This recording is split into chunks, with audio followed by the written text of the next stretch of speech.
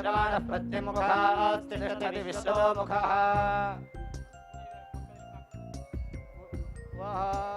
ओम अदितेन मन्यस्व अनुमतेन मन्यस्व सरस्वतेन मन्यस्व देवस्वैतः प्रसुवा अग्नये नमः जातवेदसे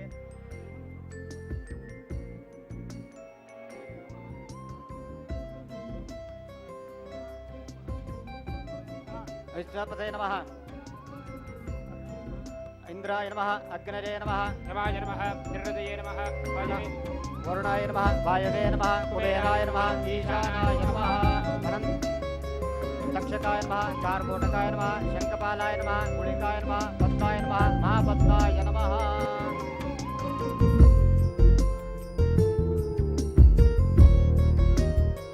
सर्वोन्मुखं कृतं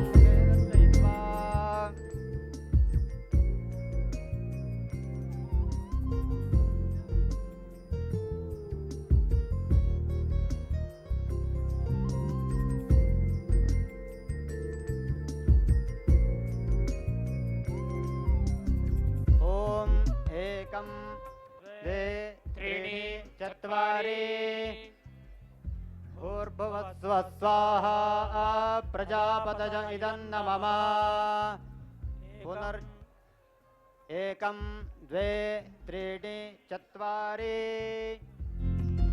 ॐ सप्तते अग्ने समिधः सप्त जिह्वा सप्तर्षयः सप्तधाम प्रियाणि सप्तहोत्रा सप्तदात्वा यजन्ति सप्तयोनिः आपृणस्व घृतेन स्वाहा सप्तवत इदन्न मम समिदादीनां निरीक्षण प्रोक्षण ताडनभ्यक्षाणि कृत्वा ॐ सद्यो जातं समित् सद्यो जातं प्रपद्यामि सद्यो जाताय वै नमो नमः भवे भवेनाति भवे भवस्वमां भवोद्भवाय नमः स्वाहा सद्यो जातं प्रपद्यामि सद्यो जाताय वै नमो नमः भवे भवेनाति भवे भवस्वमां भवोद्भवाय नमः स्वाहा सद्यो जातं प्रपद्यामि सद्यो जाताय वै नमो नमः भवे भवेनाति भवे भवस्वमां भवोद्भवाय नमः स्वाहा सद्यो जातं प्रपद्यामि सद्यो जाताय वै नमो नमः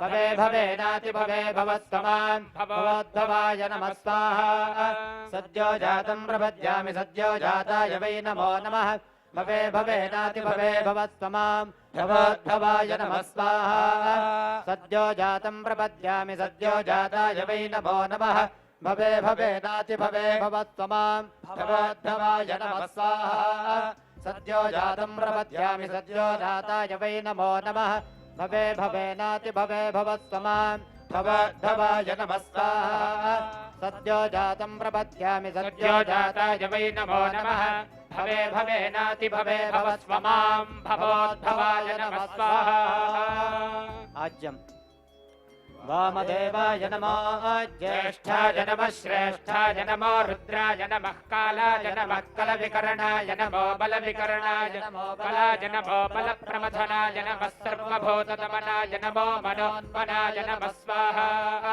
वामदेवाय नमो ज्येष्ठाय नमः श्रेष्ठाय नमो रुद्राय नमः कालाय नमः कलविकरणाय नमो बलविकरणाय नमो बलाय नमो बलप्रमथनाय नमः सर्वभूतदमनाय नमो मनोन्मनाय नमः स्वाहा वामदेवाय नमो ज्येष्ठाय नमः श्रेष्ठाय नमो रुद्राय नमः कालाय नमः कलविकरणाय नमो बलविकरणाय नमो बलाय नमो बलप्रमथनाय नमः सर्वभूतदमनाय नमो मनोन्मनाय नमः स्वाहा वामदेवाय नमो ज्येष्ठाय नमः श्रेष्ठाय नमो रुद्राय नमः कालाय नमः कलविकरणाय नमो बलविकरणाय नमो बलाय नमो बलप्रमथनाय नमः सर्वभूतदमनाय नमो मनोन्मनाय नमः स्वाहा वामदेवाय नमो ज्येष्ठाय नमः श्रेष्ठाय नमो रुद्राय नमः कालाय नमः कलविकरणाय नमो बलविकरणाय नमो बलाय प्रचोदयात् स्वाहा गणाम्बिकायै विद्महे सर्वसिद्धे च धीमहि तन्नो गौरी प्रचोदयात् स्वाहा भूस्वाहा भुवस्वाहा सुस्वाहा भूर्भुवस्वाहा एकं द्वे त्रीणि चत्वारि ॐ हां हों शिवाग्नजे स्विष्टग्रे स्वाहा शिवाग्नजे स्विष्टकृतमिदं नमः स्वाहा भजवे शान्तिक्षाय च पते स्वाहा स्वरादित्याय दिवे च महते च स्वाहा भवसुभश्चन्द्रसे च क्षत्रे च दिगश्च हते च स्वाहा भो स्वाहा भुव स्वाहा स्व स्वाहा भूर्व स्वाहा प्रजापतय नमः द्वे त्रीणि चत्वारि ॐ सप्ते अग्रे सप्तजिह्वा सप्तर्षयः सप्तधाम प्रियाणि सप्तहोत्रा सप्तात्वयन्ति सप्तयो राप्रणस्वा घृतेन स्वाहा हृदये सप्तव इदं नमः ॐ अधेनमग्गसाः अनुपयन्मग्गसाः सरस्वतेन मग्गस्थाः एव समेतः प्रासावी नमः स्वस्ति श्रद्धा मेधां प्रज्ञां विद्यां बुद्धिं श्रियं बलम् आयुष्यं तेजारोग्यं देवे हजमान श्रीं देवे हजमान ॐ नमते शिवाय नमस्कारः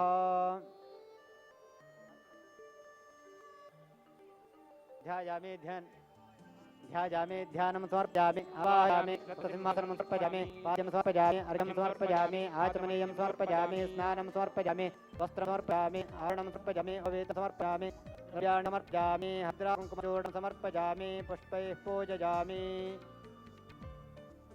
यज्ञेश्वराय नमः धूप वनस्पतिरसोत्पन्नो गन्धाढ्यो धूपोऽयं प्रतिष्ठतां धूमादापयामि बुद्धेभ्यस्त जातवेदोपघ्ननृतिममापशुष्टमवहरिवनसर्योदिं दर्जामि निवेद्यं प्रोक्षार्जुच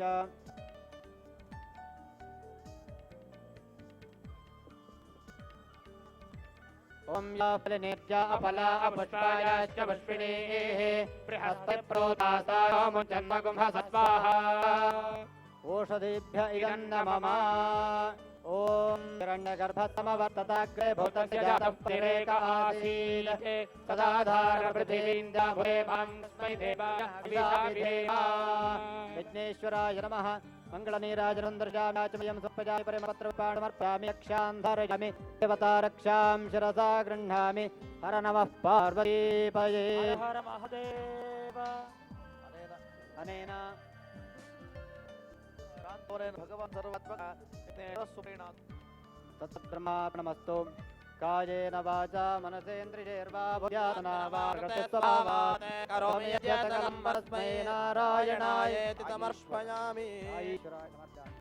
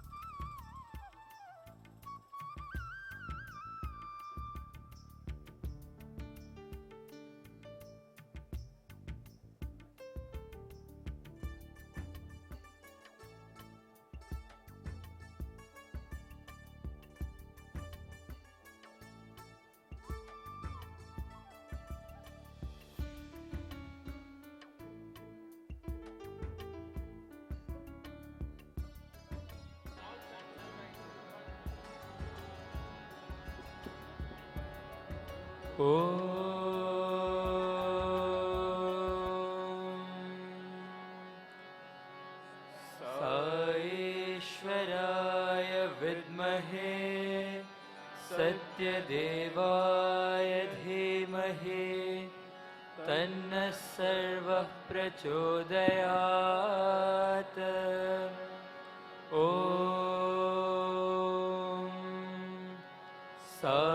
साईश्वराय विद्महे सत्यदेवाय धीमहि तन्नः सर्वः प्रचोदयात्।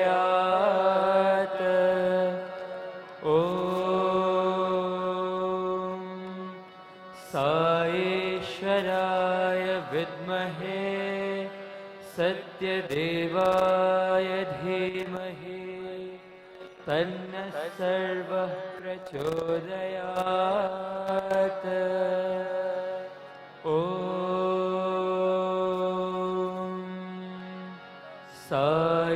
साईश्वराय विद्महे सत्यदेवाय धीमहि तन्नः सर्वः प्रचोदयात्। ॐ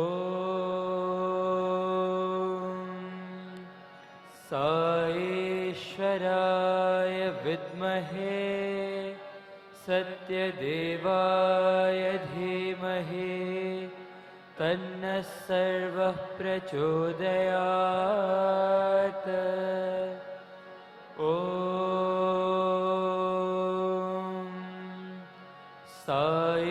साईश्वराय विद्महे सत्यदेवाय धीमहि तन्नः सर्वः प्रचोदयात्। ॐ साईश्वराय विद्महे सत्यदेवाय धीमहि तन्नः सर्वः प्रचोदयात्। ॐ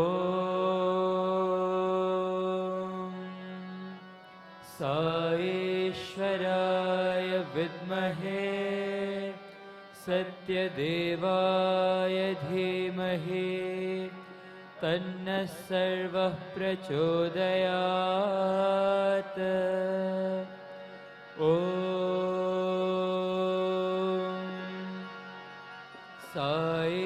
साईश्वराय विद्महे सत्यदेवाय धीमहि तन्नः सर्वः प्रचोदयात्। ॐ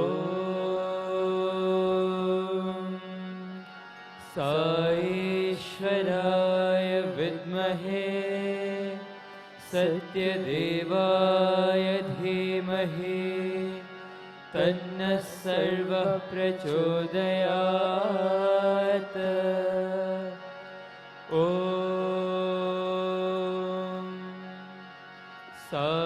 साईश्वराय विद्महे सत्यदेवाय धीमहि तन्नः सर्वः प्रचोदयात्।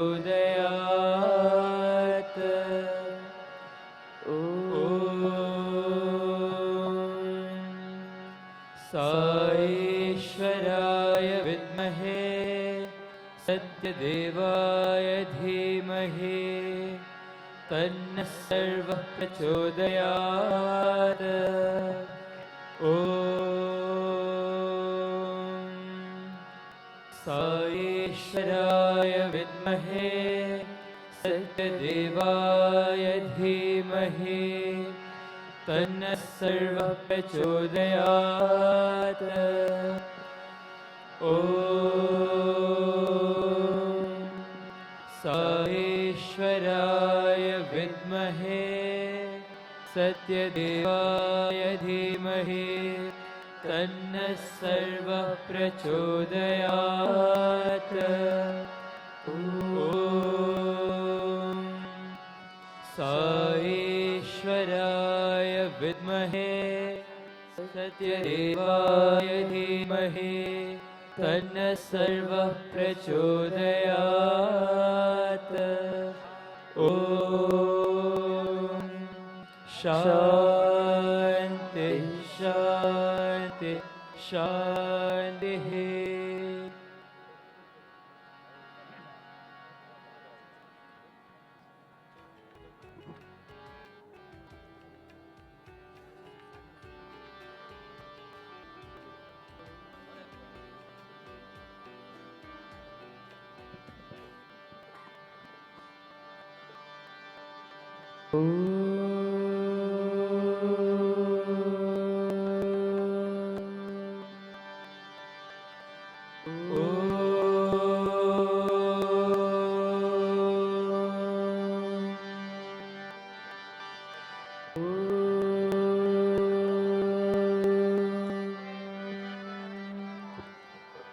गणपति ओम जया गणपति ओम गणपति ओम जया गणपति ओम गणपति ओम जया गणपति ओम गणपति ओम जया गणपति ओम गणमुख वरदा गणपति ओम गजमुख वरदा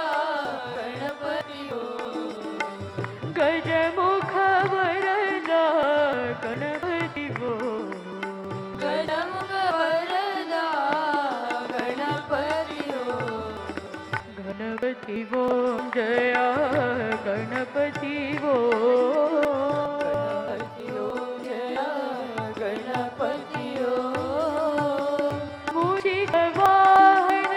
गजानना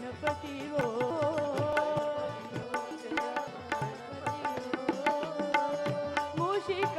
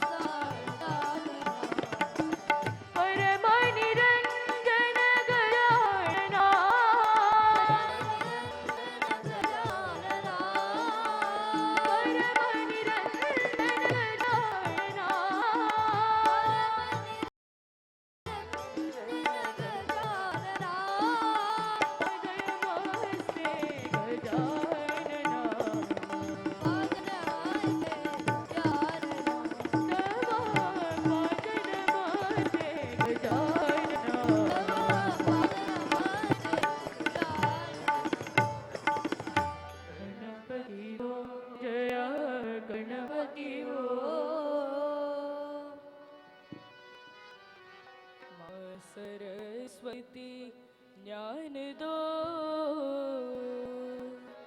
सरस्वती सरस्वती ज्ञान दो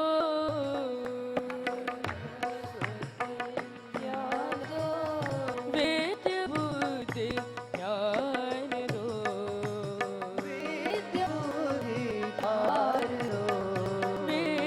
बुद्धि ज्ञान दो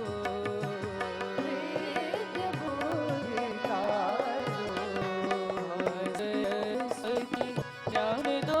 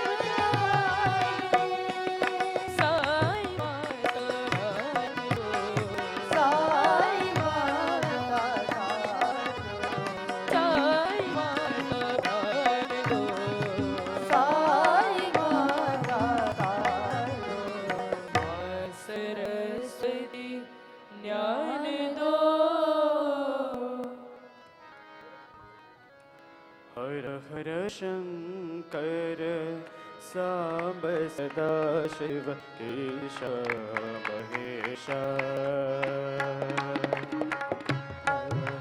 शंकर सांब सदा शिव ईशा महेशा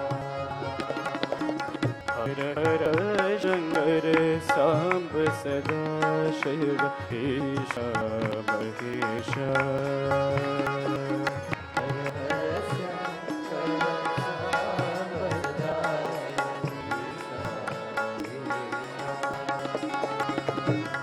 तांडव प्रिय कर चंद्रकलाधर ईशा महेशा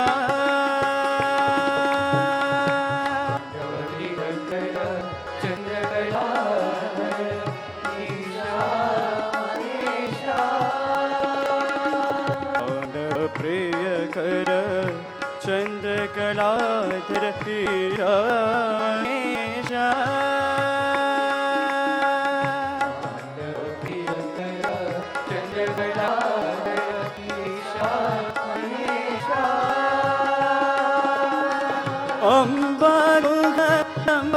अम्बादयवन्दित ईशा महेशा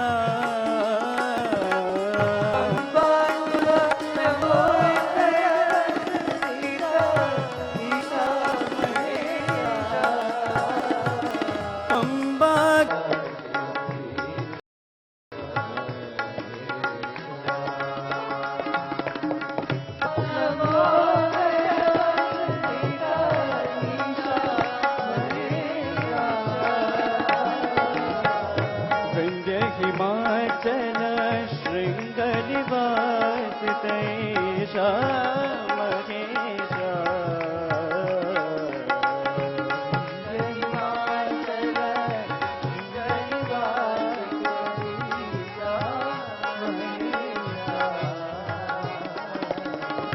विंध्य हिमाचल शृंगनिवास तैषा महेशा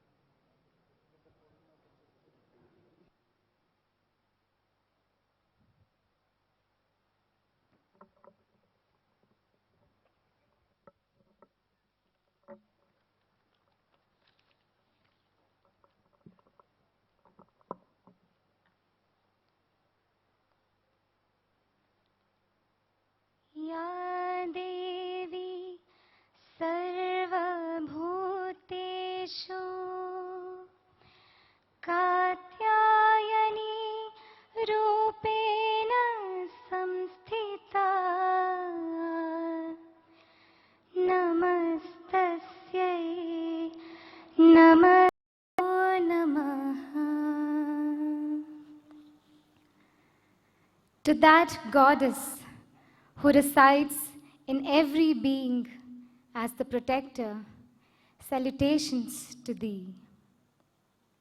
Offering our most reverential pranams at the lotus feet of our beloved Saima, respected elders, revered scholars, guests, brothers, sisters, and dear students, Sai Ram to one and all.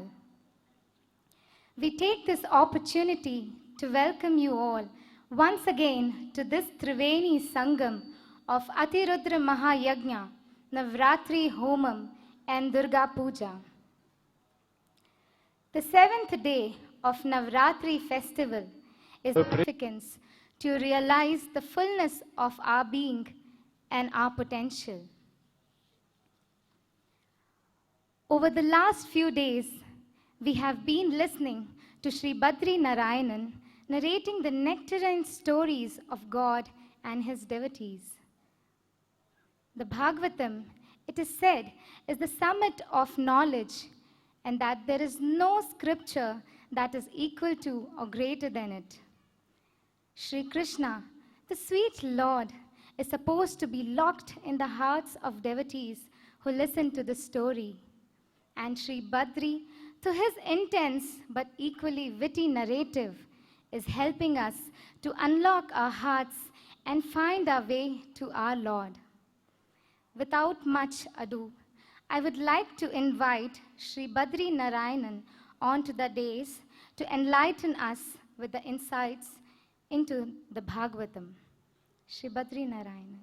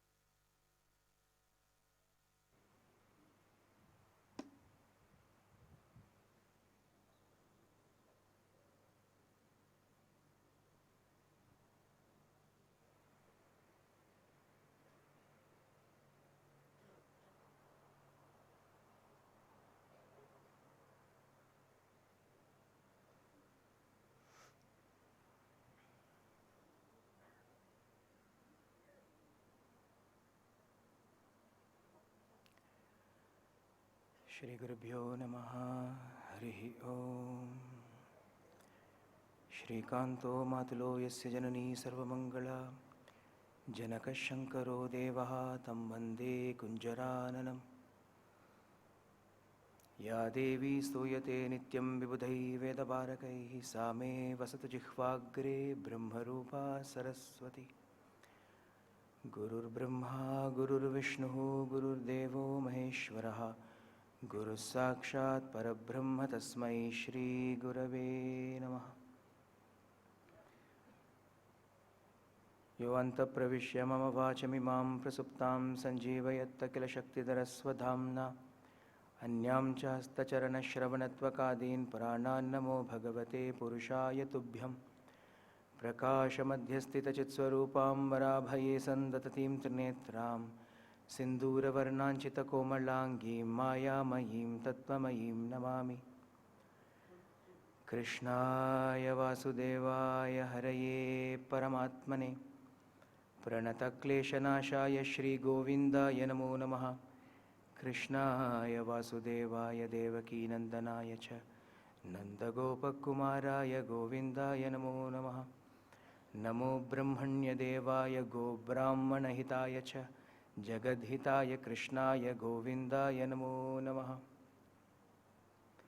Yasya Smarana Matrena Dvaita Vasana Pramuchyate बोधात्मकाय नमस्तस्मै भगवते श्रीरमणमहर्षे हृदाकाशे सदा भान्तं शान्तम् आनन्दरूपिणं ज्ञानभानुम् अहं वन्दे सद्गुरुं Shri सत्यसायिनं।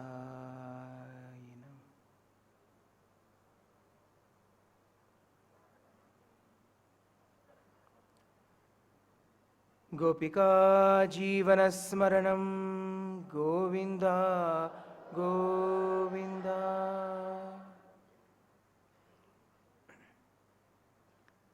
Sai Ram. Yesterday was the great festivity of Krishna's birth.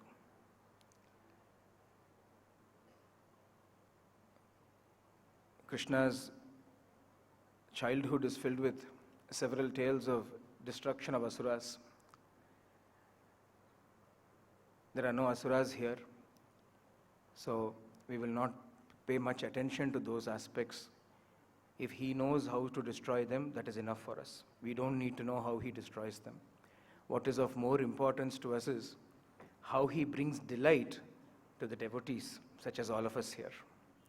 So we will only choose those tales of Krishna that fill us with ananda, fill us with prema. Within a month of Bhagavan arriving in Vraja, Putana came and was destroyed. Within 3 months, Shakatashura was destroyed. Within a year, Trinavarta was destroyed. Because there were so many different asuras that were coming, Nanda and Yashoda had not named the child until then. Because there is a certain tradition in some parts of India, even now they follow this.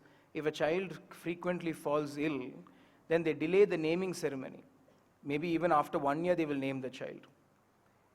In the same manner, Krishna was not named yet. Knowing this, Vasudeva sent Garga Maharshi to Vraja to name the child. Garga arrived there, and Nanda was also equally delighted to see Garga coming there. He prayed that the sage would name the child. Garga Muni did not want to make a public thing of this. He said, we will do it in private, and so only Yashoda, Nanda, Rohini, and the 2 boys, both of whom had not been named, were there in the cow shed along with Garga Muni. And he decided to name the children there in secret. Very skillfully he named the children so that no one would guess the real meaning of those names, because all the names had an external meaning anyway. Looking at Rohini's son, he said, this child shall be the delight of the Yadus. He will bring Ananda to the Yadus, therefore he will be called Rama, the one who delights. And he will grow up to be very strong, so we will call him Balarama, the strong Rama. Also, I can foresee how he will bring everybody together, unite everybody together, therefore I will name him Sankarshana. Adisesha or Ananta, who is born as Balarama, has another name, Sankarshana. In fact, a small tidbit. We are all depending so much on external Western science to know these truths. According to the Shastras, Sankarshana Murti or Adisesha is the one holding the earth up. He resides in the bottom of the earth. This is, in other words, called gravity. In our tradition, if an apple should fall from the tree, we will place the apple in front of the Lord and say, Kashmir phalam nivedayami, and offer it to God, and we will eat it. Because our gravity has already been discovered by our rishis, and they have said, given it a name, Sankarshana Murti. Sankarshana means attraction. Gravity itself is attraction. Sankarshana is holding this earth together. Gravity is what is holding everything together, isn't it? All that which is called modern science was already part and parcel of the Bharatiya Samskriti, part of worship. We worship Sankarshana Murti, and if an apple falls, we offer it to him. We don't take the apple and say, oh, I've discovered gravity. Everything, all that we are studying in modern science, it is wonderful as you keep studying even Bhagavatam, the Purana Bhagavatam has got so many different things in it. Everything is contained in this. One small example I will give you, Bhugola. The word Bhugola is used even in all our vernacular languages, we use the word. Geography, Bhugol. But it also means goal. What is goal? Round. The fact that the earth is round, for centuries people believed that the earth was flat. And when one person said the earth was round, he was persecuted and he was ostracized and all kinds of things were done. But the very word we use for geography to describe itself is gola, round. Which means our ancestors knew for a long time that the earth was round. There was no conflict at all. Sankarshana was the name given to this boy. Then Garga Muni turned towards the other child who was sitting there on his mother's lap as though he knew nothing. And he looked at this darling and said to Nanda, Nanda, you do not know how fortunate you are to have this one come to you as your son. He is the one that will bring joy to the entire universe. In the past, he was once born as Vasudeva's son, previously in another incarnation. So, I will name him Vasudeva. Because already Bhagavan had told Vasudeva that twice I have been born to you in your previous incarnation, this is the third time I am being born to you. So, while hinting that he is Vasudeva's son, and at the same time not revealing it is Vasudeva's son, he is giving him the name Vasudeva. Bhagavan's original name is Vasudeva. It is not because he is Vasudeva's son, because Vasitam Sarvabhutana. He lives, he resides in everybody, therefore he is called Vasudeva. Already he is Vasudeva. And Garga Muni very skillfully names his child first as Vasudeva. Then he says he is verily like Lord Narayana himself, so I will call him Narayana. He is also like Vishnu, so I will call him Vishnu. In fact, Bahuni Santi Namani Rupani cha Sutasyate Gunakarmanu Rupani Tani Aham Veda no Janaha. There are several thousand names for your son, only I know those names, all people don't know them. Several names he has got. Vishwam, Vishnuhu, Vashatkaraha, Bhuta Bhavya Bhavat Prabhu, Bhutakrit, Bhutabrit. Garga Muni went on giving these names. Yashoda got a bit worried. Swami, how will I send my son to the school with a name like Bhuta Bhavya Bhavat Prabhu? Roll call, attendance, Bhuta Bhavya Bhavat Prabhu. What will I call him at home? Bhuta, short form Bhuta. Why don't you keep a nice name that we can all pronounce? Why these long names? Then, in order to bring delight to the entire universe, Bhagavan chose to inspire Garga Muni to name him. Garga said, behold, this child is dark in complexion, so I will call him Krishna. Krishna means one who is dark. There are several Krishnas in the Mahabharata. Krishna is a Krishna, Vyasa is a Krishna, Arjuna is a Krishna, and Draupadi is also a Krishna. They are all Krishnas only. But here is this Krishna, our Krishna. As Swami said yesterday, the real reason for the name Krishna is because he attracts all hearts towards himself. Karshayati iti Krishnaha. Krishyati iti Krishnaha. Swami has also once said before, Krishyati iti Krishnaha. He plows the field of all of our hearts to bring the crop of divine delight in it, and therefore Krishyati iti Krishnaha, Karshyati iti Krishnaha. In this manner, Bhagavan was given the name, the most attractive appellation of all, the name that is enshrined in the Vedas themselves, Krishna. The children began to grow up, Rama and Krishna began to grow up. They chose all kinds of dangerous sports to play.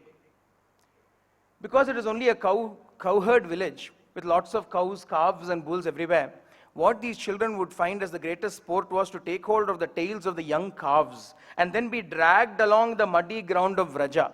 Jet skiing, they call it these days. But Bhagavan would hold to the tail of the calf and the calf would run, and when the calf runs, Bhagavan will be dragged along. It seems great sport for him. They will crawl fearlessly between the legs of the bulls and the cows, bringing great concern to the mothers. So the mothers would bring them and put them inside the house. If they put them inside the house, then they will find again the most dangerous things to play with. They will go and touch the fire, or they will go and try to rock the big cauldron of water, or they will try to see what are the sharp things available, knives, scissors and so on. It became very clear the mothers could not do any work other than attending to these two children. That was Bhagavan's work. Sarvadharman parityajam amekam sharanam vraja. What are you running around doing other things when I have come? Attend to me. As Bhagavan began to grow up, it became even more apparent that Balarama was the sober one and Krishna was mischief incarnate. Everywhere he would go, bringing mischief to everybody. In fact, several songs have been written about the way Krishna would do mischief in Vraja. Why trouble everybody, it seems. Veshamakara Kannan, Pullada Veshamakara Kannan. People find delight in calling him a rogue, calling him a naughty person. Vennadonga, they call him. The butter thief, Makana Chora. Everybody loves to call him a thief. Chora, Chitta Chora. There also, Bhagavan brought lot of trouble to everybody. But the reason he gave them all the trouble was so that they can spend all their time thinking only about him. Otherwise, they would not realize that here was the greatest thing in this entire universe that had come in their midst. It was going to stay only for a short period of time with them. Only 11 years. Only 11 years. After that, it will go to Mathura.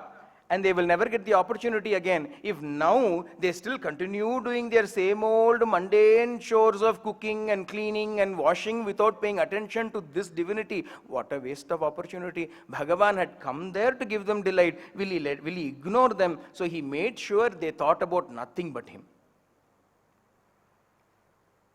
So much so that the ladies several times came and complained to Yashoda.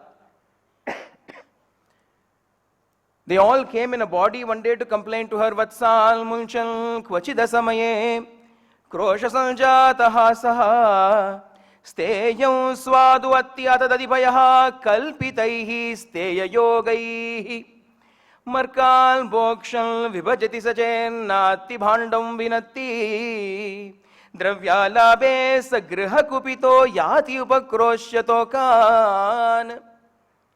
Hey Yashode, your child may have been born to you late in your life and you may be our chieftain's wife and all that is okay, but listen to the list of mischiefs that your child has been up to. Listen then to the deeds of your child. He is such a nuisance to us. Yashoda bristled. He is a little mischievous. How dare you call him a nuisance? What has he done? Then listen. He unties the calves at the wrong time. Vatsal munchan kvachida samaye. With great effort, I separated the calf from the cow, separated and tied the calf there and started to milk the cow. This little boy came there. Auntie, can I help you? I thought, okay, he's really wanting to help me. Yes, child, Krishna. As soon as I give you the signal, you untie the calf. Because I am milking now. After I've taken the milk, remaining milk the calf can have, otherwise the calf will drink everything, we won't get any milk. Okay, auntie. And there he was standing there, I had finished milking one full pail, kept it aside, got to the next one, he untied the calves. And the calf came running to the mother, knocked me aside, knocked the milk aside, all the milk I had got also was gone, nothing was left for me. Yashoda turned towards Krishna, Krishna was hiding behind her pallu. Only peeking, only his face was seen. Hey Krishna, is this true? Krishna put on a very righteous face. Amma, what is wrong time? They are saying I have untied the calf at the wrong time. To untie somebody always is the right time. Now is the right time. When should we wait? Somebody is in bondage. You should liberate him immediately. Why wait? There is no asamayam. It is the right samayam only. Poking his tongue at the lady, he once again covered his face with mother's sari. The other woman started, oh, if he finds an excuse for this, listen to this one. He steals all our butter and all our curds from our house. Shukacharya is using a word here, kalpitaihi steya yogaihi, steya yoga. In the Bhagavad Gita, there are 12 chapters, Arjuna Vishada Yoga, Sankhya Yoga, Karma Yoga, Jnana Karma Sannyasa Yoga, Bhakti Yoga, Purushottama Yoga, Gunatraya Vibhaga Yoga, Shraddhatraya Vibhaga Yoga, Moksha Sannyasa Yoga, but nowhere is the Steya Yoga, that is only for the gopis of Vrindavan, of Vraja. Steya Yoga, the yoga of stealing. If Bhagavan steals, that itself is a yoga, because it takes you closer to God. What is yoga? That which unites you to God is yoga. If Bhagavan comes into our house and steals butter, and it unites us with him, is it not a yoga? Kalpitaihi steya yogaihi. He steals all the butter in our house. In fact, because he keeps on stealing, We have had to hide the butter in several places, so much so that we ourselves forget. Last night I had kept the butter somewhere and I was searching everywhere for the butter when suddenly this fellow comes behind me. Auntie, what are you searching for? Oh Krishna, I was searching for the butter that I hid from you. Oh, I know where it is, come, I will take you. And he took me to the place where it was, and when I opened the pot, it was empty. And I said, where is the butter? It is very safe, auntie. It is very, very safe. Bhagavan's Navanita Leela, even though so many are not there in the Bhagavatam, but whatever little bit Sri Shuka has given the seeds, several people have been able to envisage this in their Samadhi and written about it. Once it so happened a gopi found Krishna inside her house. Inside her house also means hand inside the butter pot. Otherwise, what business has he got inside the house? So there he was, hand inside the butter pot. She came there and said, hey, what are you doing here? Why are you here? Why are you here? Who are you? Who are you and why are you here? And this boy, very innocently, I am Rama's younger brother. Why are you here?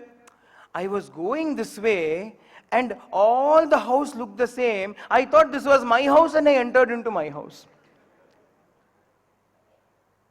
But it is not your house. Now I know that. What are you doing with the hand in the butter pot? When I came there, the butter pot was there open. I thought, why is it waiting there? Why not eat it? So I started eating it. Another day, once again, another gopi found Krishna inside her house, hand inside the butter pot.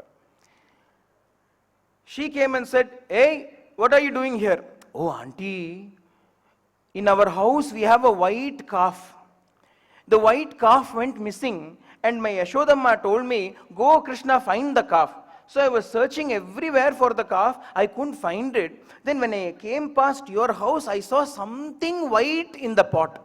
I thought maybe the calf has gotten into the pot, so I came to find out. Hare Krishna, how can a calf get into a pot? Auntie, you know that and I know that. But does the calf know that it can't get into the pot? So I decided to check anyway. All right, did you find the calf? No, auntie, calf is not there. I have to search for the calf. So calf is not there. Then what are you doing with the butter in your face? Auntie, when I put my hand into the pot to search for the calf and took my hand out fully covered with butter, such good butter, why should we waste it? So I started eating it. Every house this was happening. One gopi, elderly gopi, she decided to place her daughter-in-law as a guard and she went to Yamuna to wash the clothes. Daughter-in-law was standing there. What she had done was, she had tied a bell to the door. So if the door opens, the bell will ring. So she knows if Krishna is going to come and open the door, bell will ring, I will catch him, and she was busy with the household activities. This fellow came along. He came there and he saw that a bell was tied to the door. New ingenious method. See what they are trying, burglar proofing. But as quick as a lightning, he removed his loincloth, untied, small child only, untied his loincloth and tied it deftly to the tongue of the bell, so that even if it rings, it won't be heard. He pushed the door open, went inside. Quietly went inside, found where the butter was and started eating it. Some noise this daughter-in-law heard. So she decided, what is going on? Let us come and find out. And there she saw Krishna's eating the butter. This daughter-in-law was slightly big in size. So she stood there with her arms on her waist, blocking the entrance and said, "Ha, Krishna, I have caught you today. Wait here. Let my mother-in-law come and deal with you." Immediately Krishna said, "Yo, auntie, you deal with me. Don't let that grandma come and deal with me. She's very frightening." And the daughter-in-law said, "Yes, Krishna, I know she's very frightening to me also. That is why I have caught you here. You wait here till she comes." "No, auntie, let me go, auntie." No, I'm not letting you go here. You stand here." Krishna thought for a second, what to do? All right, only one way to do it. His mouth was filled with butter. He went near this woman and spat all the butter all over her face. And when he spat all over her face, "What have you done, Krishna?" Because she has to wipe her face, eyes and everything. So she started doing it. The next instant, this fellow dodged and went out. By the time she opened her eyes, he was gone. And as she turned around, just then the mother-in-law comes. What does she see? The daughter-in-law with butter all over her face. And she came there and said, "You fatso, you have been eating all the butter all these days. I have been thinking it is poor Yashoda's son that is eating all the butter. You are growing fatter and fatter by the day that I have got to, I think, break the door frame and make it big. As it is small. We are finding it difficult to enter in." But our boy, without even a loincloth, is running. How far can he go? So what he did, it seems, he went inside the house of the potter. The potter who's the maker of all the pots for the people supplying there. He went into the potter's house. That fellow's name was Dadibhandava. He went into Dadibhandava's house and he said, "Uncle, you have to help me today." "Why? What have you done?"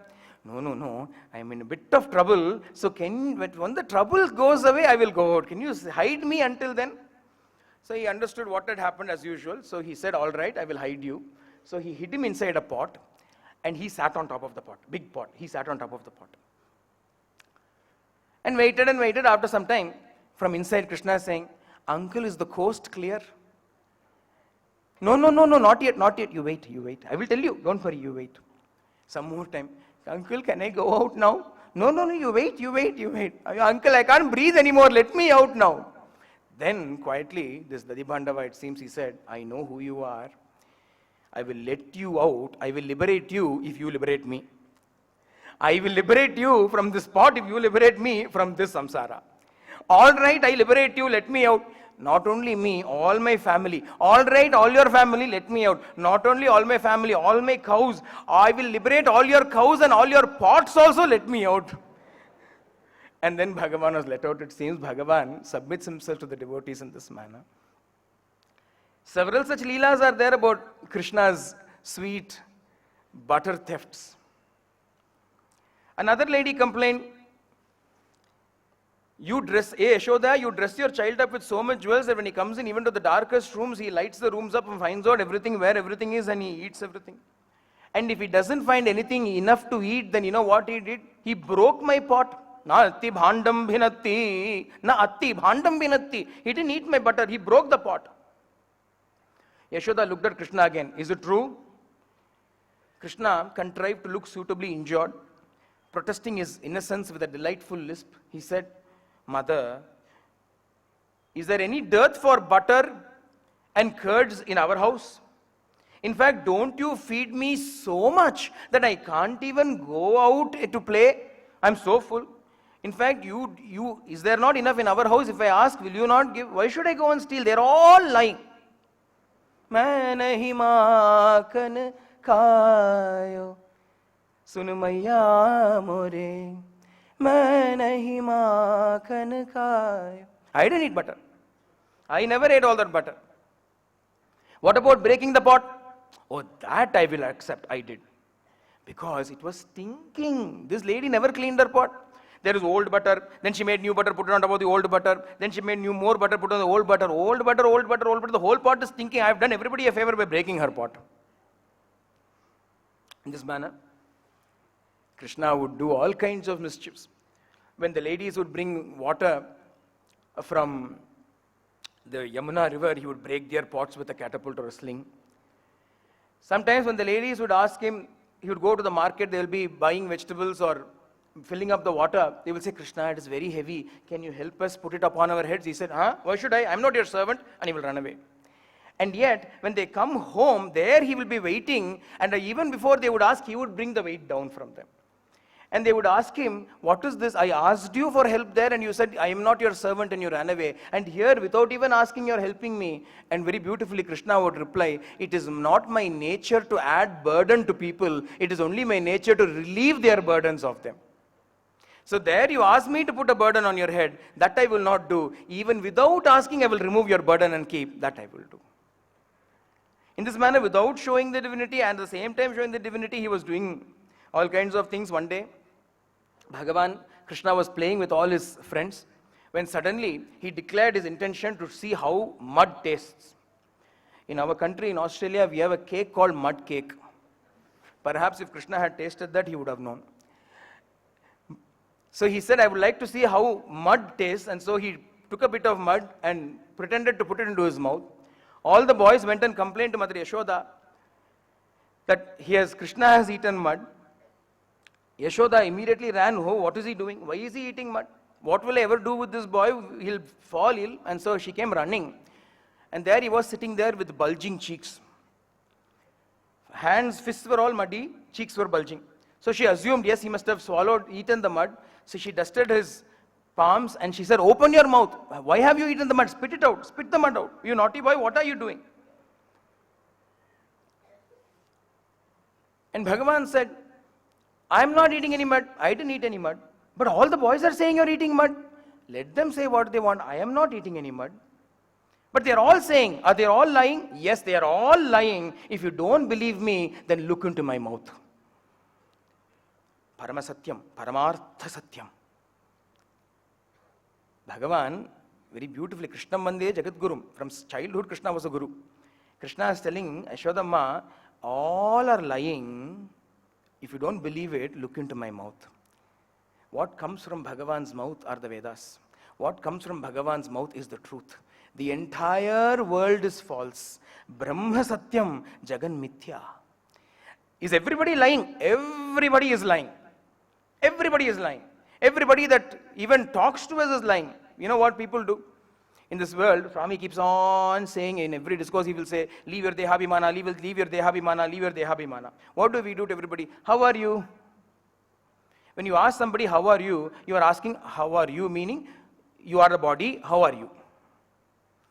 Even if they are trying hard to forget that they are the body, around us are people, how are you?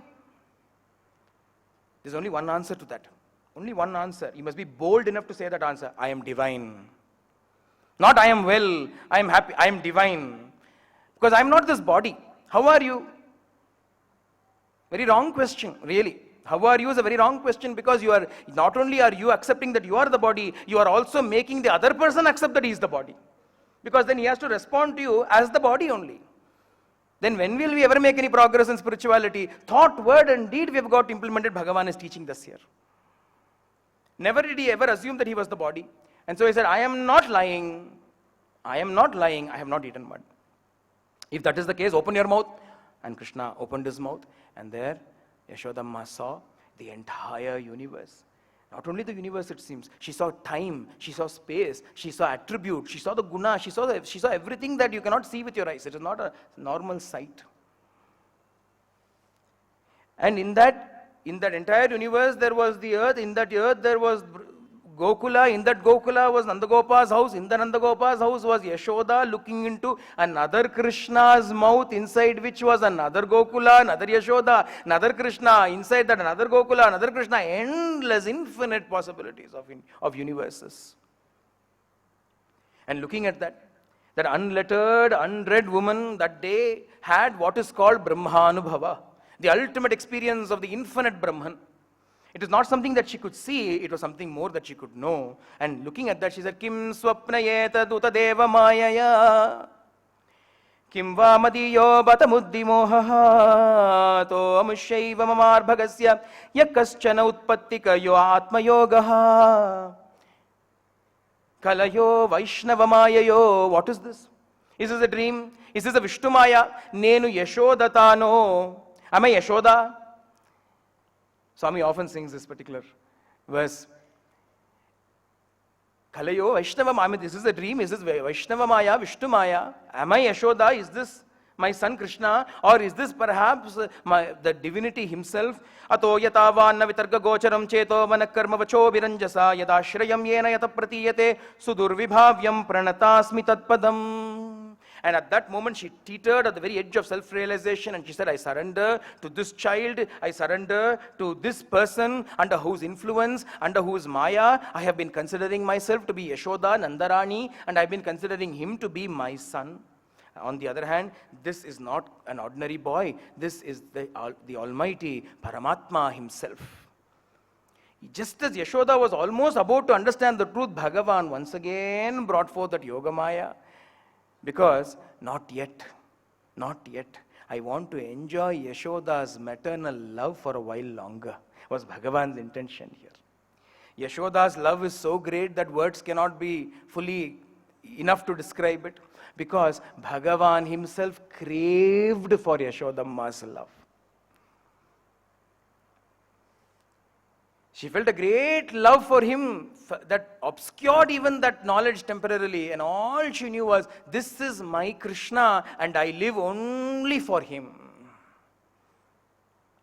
When Parikshit heard this, he said, when Shuka was narrating it, Parikshit heard this particular section and he said, Master, what great good fortune that Yashoda and Nanda should have done, that they should be given this extraordinary, blissful fortune. Yannatavam Shaidanai Yashoda Yalnatavam Shaidanai. There's so many people sing this song. Yengum Nirai Parabrahmam Amma Yaldrajaika Yalnatavam Shaidanai. The all-pervading Parabrahman should call you Amma. What have you done? What did you do, Yashoda? What tapasya did you do? Parikshit asked this to Shuka, and Shukacharya says, do you think you can win Bhagavan by karma? You think Bhagavan can be won by tapasya? I will tell you how these two people, Nanda and Yashoda, attained this rare good fortune. When Brahma commanded all the Devas to be born in order to assist Bhagavan's mission, all the Devas chose to be born in valorous families as mighty warriors and so on. The Vasus were there. The head of the Vasus was a person called Drona, and his wife was Dhara. Drona and Dhara went to Brahma and they said, Pitamaha, we are willing to accept even the most insignificant of roles in Bhagavan's mission. But we pray to you only one thing. May we always have pure prema for him. Let us just have that pure prema for him. What mission, what role in that mission, we don't care. We don't want an important role. Any role is okay. You tell us where to go and be born, we'll be born. But please grant us that we have unflinching, selfless prema for him.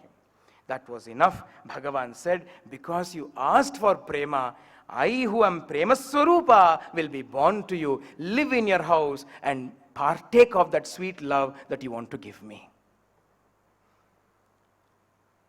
This is the lesson for all of us also. It is not the post, it is not the position, it is not the role in Sai's mission that matters to us. What matters to us is that we love him. How he chooses to use it is up to him. How can we love him and say, no, you should use me this way or that way? He uses us in whatever way he wants to use us. Everybody wants to be an instrument. There was a great devotee of Swami in Prashanti who told me this, Lakshmi Narasimha Garu. He said, everybody wants to be an instrument. Everybody wants only to be the flute. Why is everything else also not an instrument? Bhagavan has so many instruments in his hands. Who are we to even dictate, I only want to be a flute? Bhagavan, I am available. You use me in whichever way you want. If you want me to be your slipper, I will be your slipper. Why should I only be the flute in your hands? I will be the slipper upon your feet. I will be the carpet upon which you will walk. Padiyai kidandu un pavalavai kanbeno, says an Alvar, Kulasekara Alvar. He says, I don't want to be anything, Bhagavane. I will be the stone step in the temple where people walk upon me all the time. But I will stay there looking at your lotus-like lips, your coral-like lips. Any role is all right. Any role, any even minor insignificant is all right. All we should be able to ask for is, let me love you with not insignificance there, fullest love. Let me love you, take all my love and let it flow in fullness of devotion towards thee, as Swami gave in a letter to his students. This was the great secret of Yashoda and Nanda. One other story, well-known story, Damodar Leela of Bhagavan, again involving Yashodamma. One early morning, Yashodamma was busy churning butter exclusively for Krishna. She was the mistress, the queen of the village. It was not that she had to do any work. Several servants were there. She allotted different work for all the servants, but Krishna, she will only take care of. All the work for Krishna, she would herself do, and there she was churning the butter, early morning. The little Krishna woke up, because to him, he who is woken up to the strains of the Vedic mantras, was woken up that day to the sound of the churning, Dadimanta Nativra Goshat. Crawling up to Yashodamma, he came there, stopped the churning rod with his hand and indicated that he wanted to have milk. So she took him up and started to feed him. When suddenly Yashodamma realized that the milk in the stove inside the kitchen was boiling over, that milk also was for Krishna later on. So hurriedly she left Krishna down and rushed into the kitchen to rescue that milk. Sri Shuka says here, Sri Shuka, who is a Brahmanishta, a Purna Brahmanishta, Atmajnani, he says that Krishna, Bhagavan, was left unsatisfied when Yashoda left him down. It's Bhagavan, who is all whose desires are avapta sarvakaman, akhamaha, avapta sarvakaman. He who has no desires whatsoever, if at all there is any desire, how can he have a desire when everything belongs to him?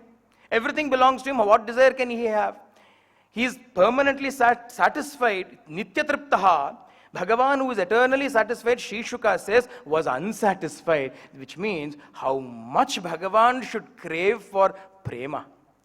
In spite of being always satisfied, prema alone he wants more and more and more of. When Yashoda left him down, he was angry, it seems. He broke the butter pot, ate the butter, took some more butter in the pot, ran outside to the courtyard.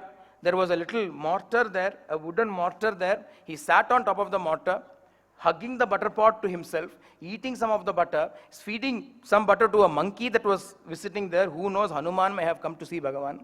So giving the monkey some butter, eating some butter himself, faking some tears.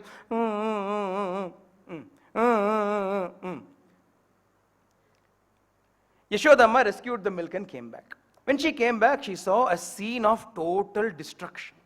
Milk everywhere, butter everywhere, shards of pottery everywhere, and no sign of the creator of this mess, which is the usual case. The world is a mess, creator. Unseen, provided we have bhakti to see him. How to see him? Here again Bhagavatam gives us the clue. Yashodamma sees everywhere there is the milk and butter spread, curd spread there, but tiny little footprints etched in that milk and butter leading outwards. All she had to do was simply follow the footsteps. Simply follow the footsteps of God to reach him. What does following the footsteps of God mean? To simply follow the teachings of God. Once I remember Swami in a discourse made a major declaration. Big statement it was. He said, Nannu follow chey, na pavasanta nikistanu.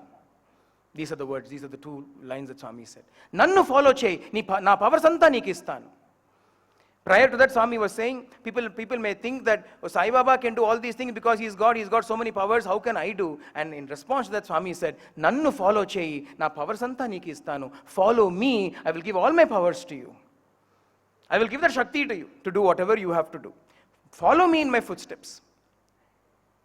And that is what Yashodamma did, and there she found Bhagavan, sitting there. As soon as Bhagavan saw Yashoda coming near him, what he did was, whatever remaining butter was there, he quickly applied all over his body to make himself slippery and started to run. Yashoda started to chase him because she was not letting go of this today. She was very happy. She was not angry at all with him. But nevertheless, because he was running, she said, you are running from me? Wait, I will catch you. Taking hold of a stick in her hand, come back, I tell you. Come back here, I tell you, with a stick in her hand. Why will he come back? If the stick in her hand when she is calling, come back, does he not know what she intends to do? He ran fast. She ran behind him.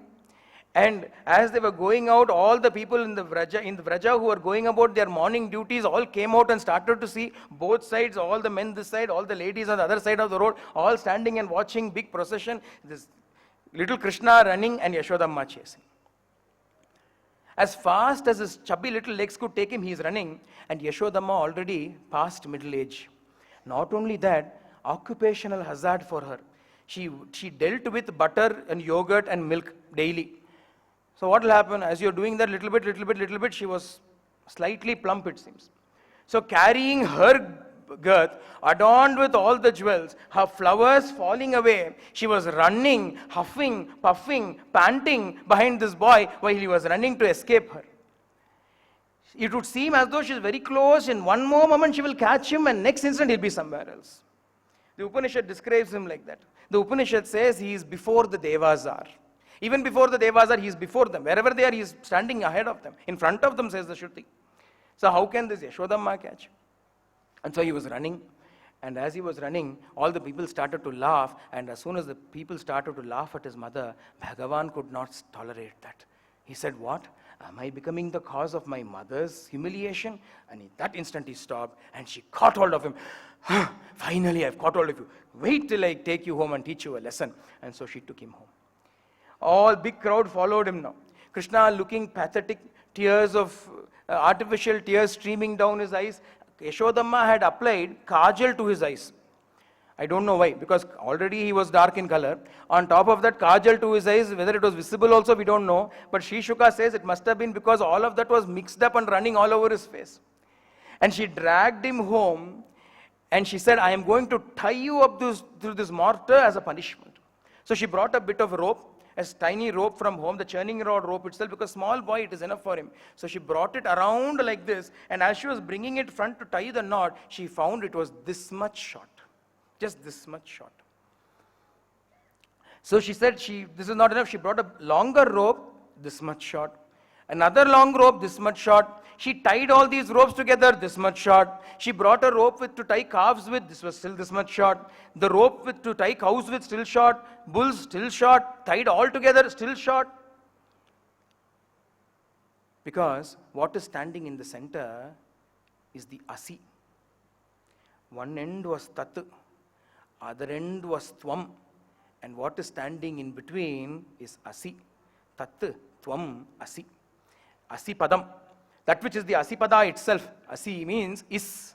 Tat is not important. Tvam is not important. Asi alone is important in that Vedanta Vachana. Tattvam Asi. Tat means that, Tvam means you. The both are not important. What is important is existence is important. It is important.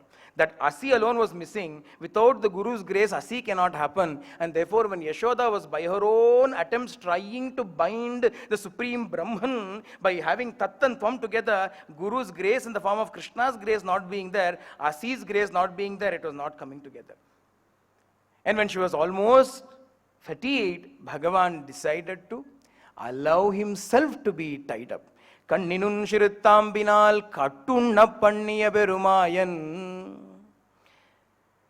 Alvar, Madhugavi Alvar sings this song and he says, Kanninun Shirittambinal Kattunna Panniya Perumayan, the great Mayavi who allowed himself to be tied by the rope with many knots. Otherwise, Yashodamma did not tie him, he allowed himself to be tied. Swami Nammalvar sings about the same thing as Patrudai Adiyavarkku Eliyavan, Pirarhalukku Ariya Vittahan. Bhagavan is so simple, so easy, so accessible to those who have love for him. And yet he is so impossible if you try to get him through any other means. Sometimes we make the mistake. We try to cover Bhagavan or impress Bhagavan by efforts. By mere efforts, by doing something we think we can impress Bhagavan. Bhagavan is always, Swami used to say, Bhagavan is not Bahya Priya, Bhagavan is Bhava Priya. Bhava is what is important. You may do the most extraordinary job, but if your Bhakti Bhava is not there, Bhagavan will not acknowledge it. You may do a shoddy job even, but if Bhakti is there, then Bhagavan will lend support to us, make our shoddy job also perfect and accept us. This is the secret that Bhagavan Krishna teaches us through this great Leela with Yashodamma. In this manner, Bhagavan enacted several Leelas in Gokula. After Yashodamma tied him to that mortar and went inside to do the rest of her jobs, Bhagavan decided to go on a little walking. So he crawled along, pulling the heavy mortar as though it was only a plaything. There were two trees growing there in the courtyard, twin trees that were growing like this, joining together like this with a small gap in between. The little Krishna crawled through, the mortar wouldn't come, so he turned back to look at the mortar, gave it a pull, it came running towards him, resulting in the two trees coming crashing on either side. And when the trees came crashing, two effulgent beings arose from it.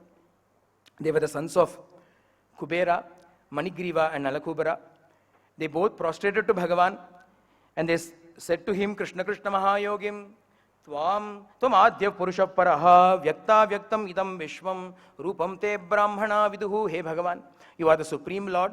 We have been cursed to remain as these trees because we misbehaved with Devarshi Narada.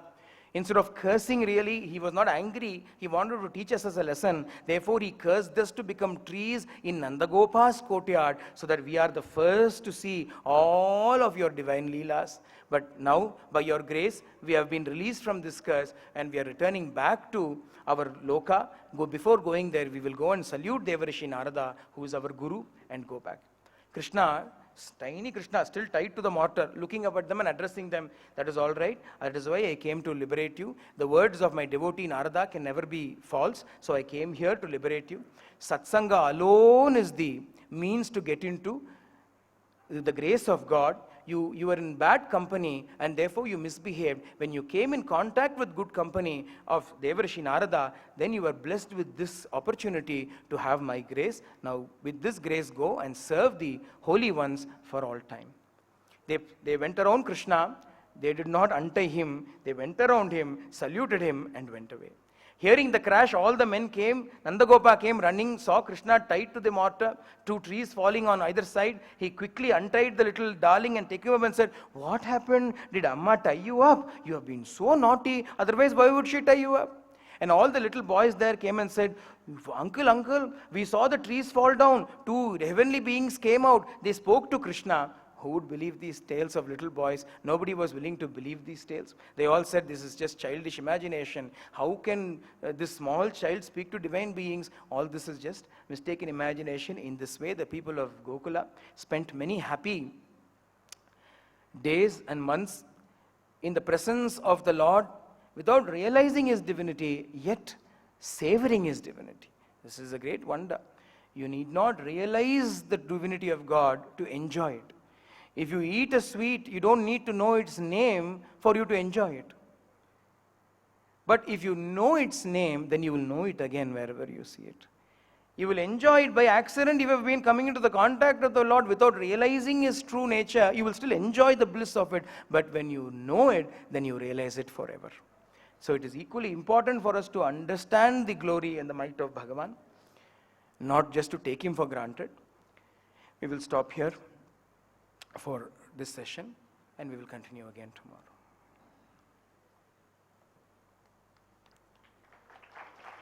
Mangalam Gurudevaya Mangalam Sasrupine Mangalam Vedavedyaya Mangalam Jnanadayine Mangalam Poojapadaya Mangalam Shri Sathya Sayine.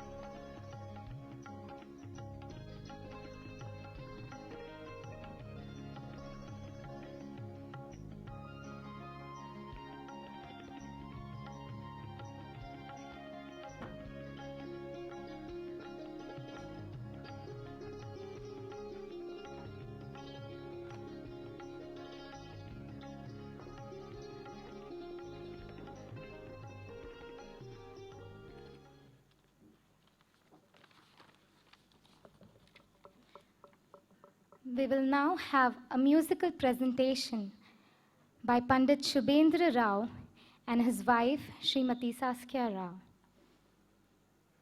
Composer and performer Pandit Shubhendra Rao is one of the foremost musicians today. Distinguished as a musical bridge to many cultures, he creates an experience for his audience that is not aimed at titillating the senses, but to seize the soul. A prodigy of world-renowned sitar maestro Pandit Ravi Shankar, Shubhendra has established himself not only as a master of his instrument, but also as a thinking musician to carry his instrument beyond conventional boundaries. He has performed at prestigious concert halls and music festivals across the world. Today, critics and connoisseurs have hailed Pandit Shubhendra Rao as a worthy successor to his illustrious guru's tradition. Saskia Rao is a brilliant cellist and a composer from Netherlands. She was initiated to the cello at the age of 8 and studied at the Conservatory of Rotterdam, specializing in Indian classical music under Kaustav Ray and Pandit Hari Prasad Chaurasia. She has performed all over India and the world in various prestigious music festivals, bridging the Western and Indian classical traditions. She has also created music for dance, film, and theater.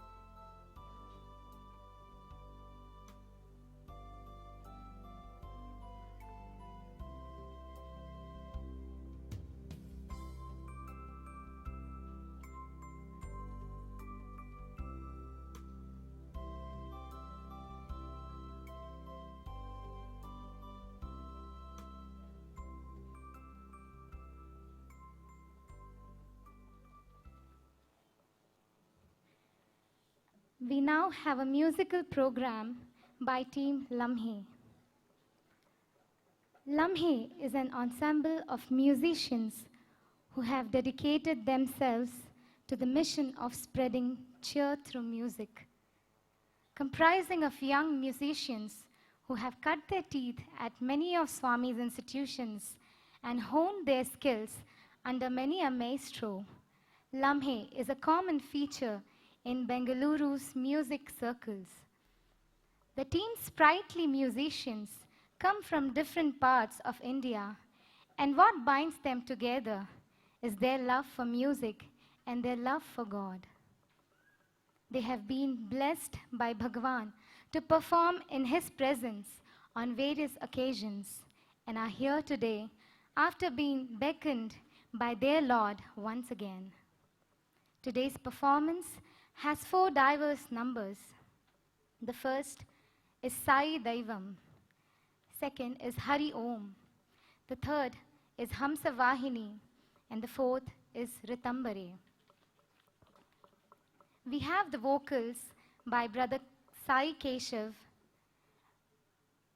Brother Himanshu on bass guitar, Brother Shantanu on rhythm guitar, Brother Ashimavu on tabla, Brother Krishnan on mridangam, Brother Saish on octopad, Brother Rajaram on flute, Brother Pala on violin, Brother Sai Prasad and Suraj on keyboards, and Brother Sai Prasad on harmonium.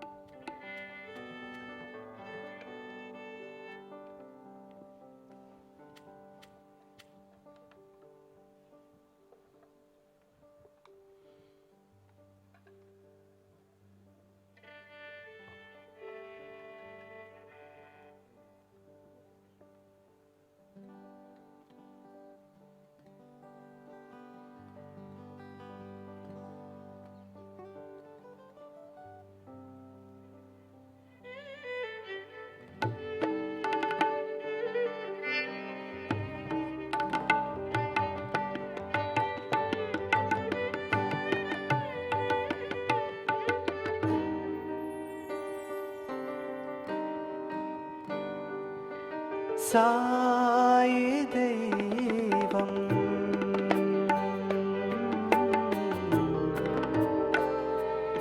सत्य साई देवम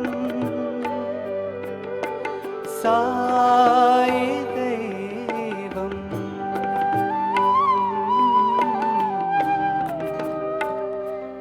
सत्य साई देवम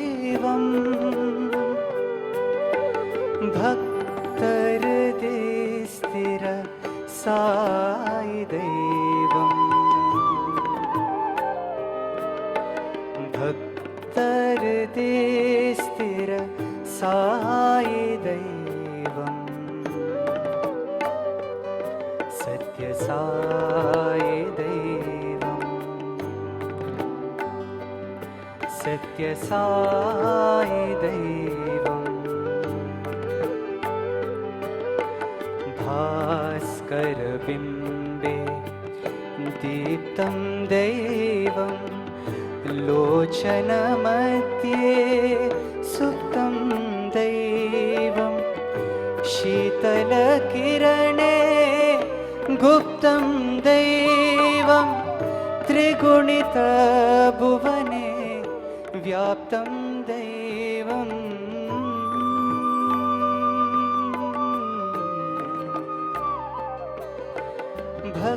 भक्तहृदये स्थिर साई दैवम् सत्यसाई दैवम् सत्यसाई दैवम्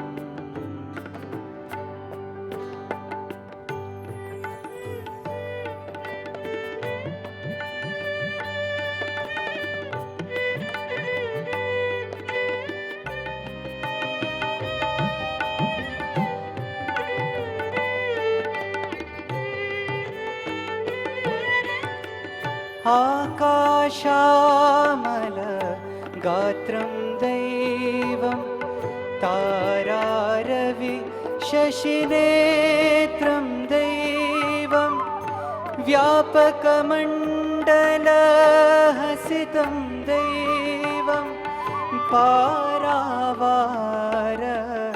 श्वेदं दैवम्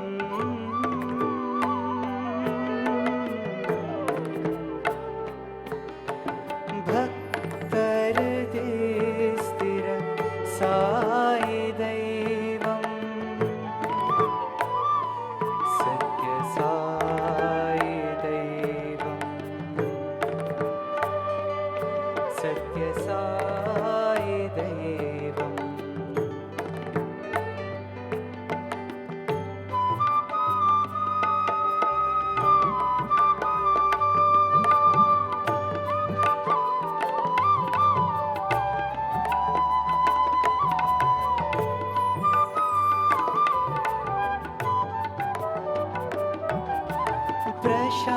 प्रशान्तिनिलय निवासं दैवम् अशान्ति निवारणे निरतं दैवं प्रशान्तिनिलय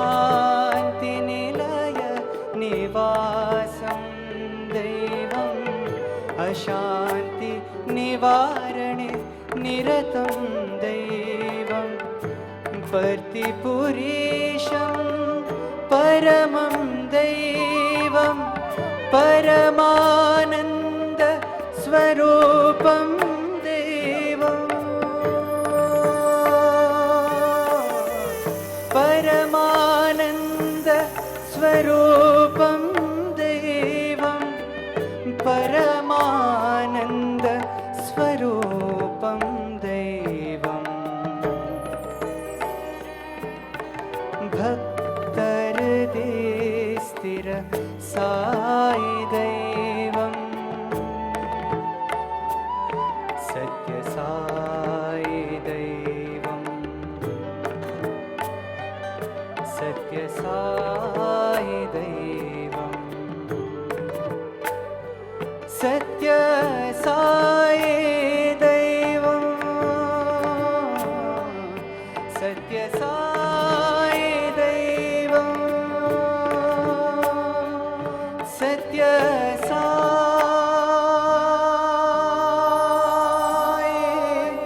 दैवम्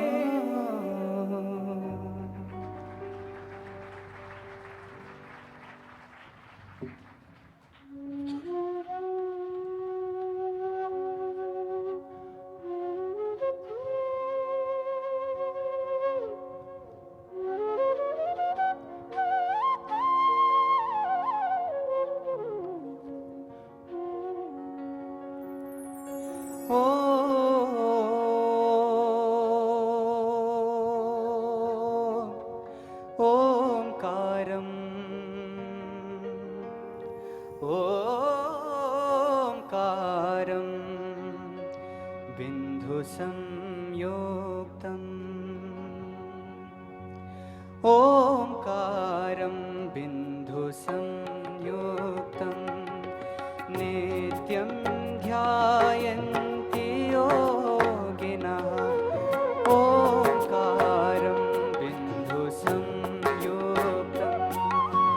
नित्यं ध्यायन्ति योगिनः कामदं मोक्षदं चैव कामदं मोक्षदं चैव ओंकाराय नमो नमः ओंकाराय नमो नमः हरि ओम नमः शिवाय हरि ओम नमः शिवाय हरि ओम नमः शिवाय हरि ओम नमः शिवाय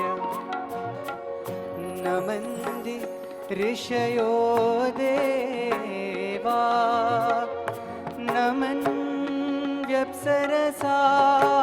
नमन्त्यप्सरसाङ्गणा नरा नमन्ति देवेशं यकाराय नमो नमः हरि ओम नमः शिवाय हरि ओम नमः शिवाय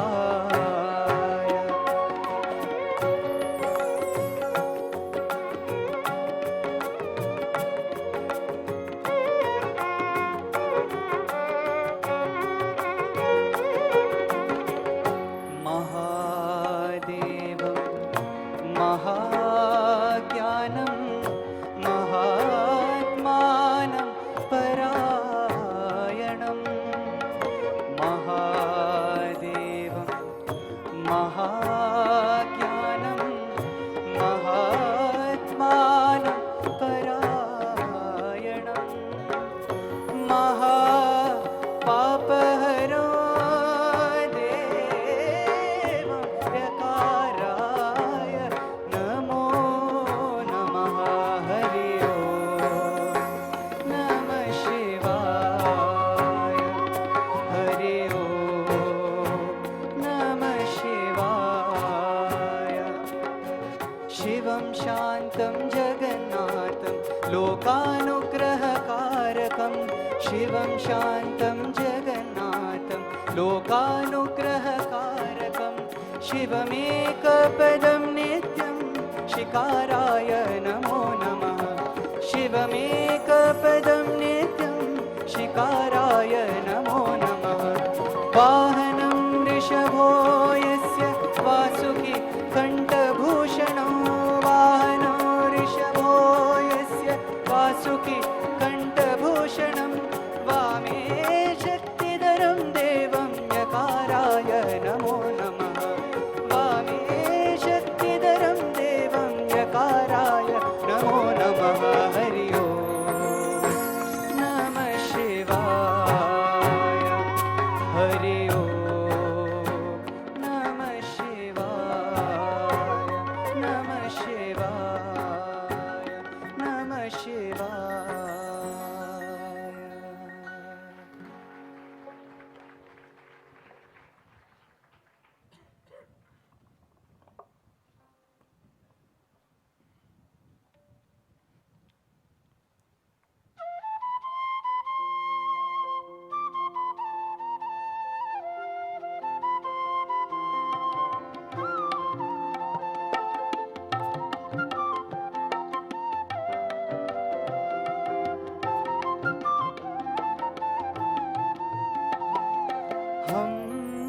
हंसवाहिनी ज्ञानदायिनी हंसवाहिनी ज्ञानदायिनी ज्ञान का भंडार दे साई माँ वरदान दे ज्ञान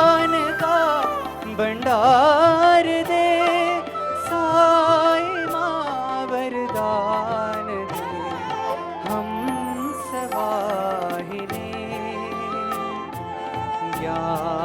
ज्ञानदायिनी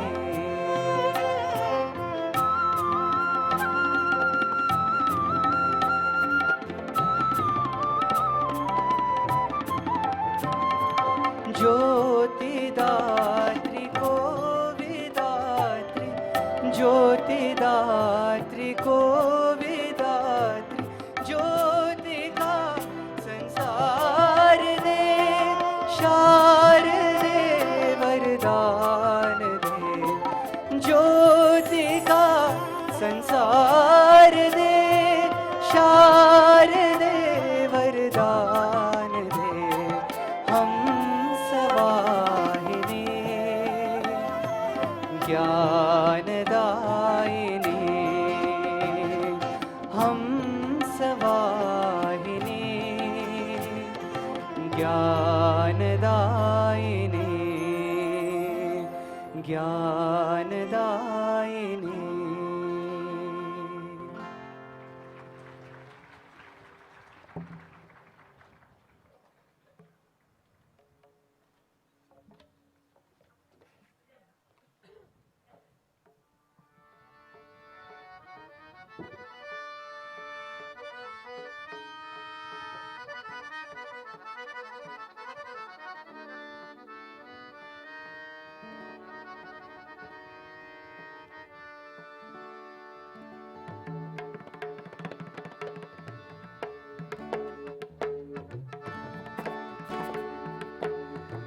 ऋतंबरे वसुंदरेनि परम भाग्यवते ऋतंबरे वसुंदरेनि परम भाग्यवते अनाथरे साई सनातनादम् अभय वरद शुभ समय वेदे अनाथ है साई सनात रागम अभय वरद शुभ समय वेदे ऋतंबरे वसुंदरे परम भाग्यवते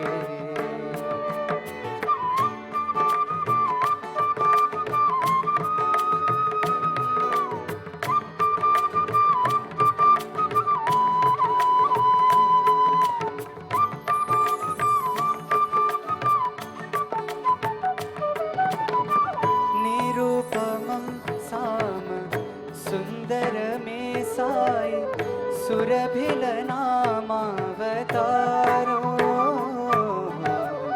निरुपमं साम सुंदर में साई सुरभिल नामावतारम् नित्य हरित वृंदावन भूविदिल मानव सेवा निरव जीवकारुण्य जागर नीलव सूर्य तेजोमय माकुले अनाथ साई सनात रागम अभय वरद शुभ समय ऋतंबरे वसुंदरे परम भाग्यवते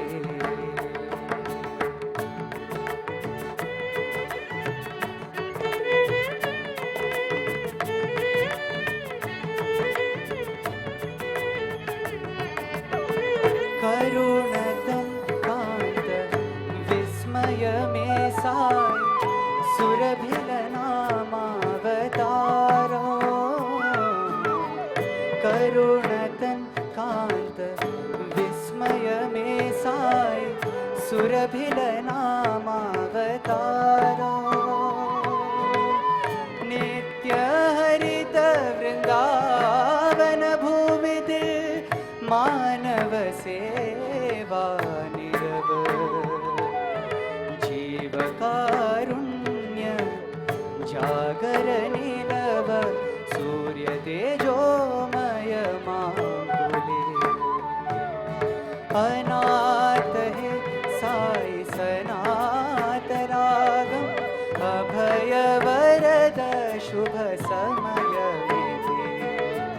ऋतम करे वसुंदरे परम भाग्यवती सायों सायों सायों सायों सायों सायों सायों सायों सायों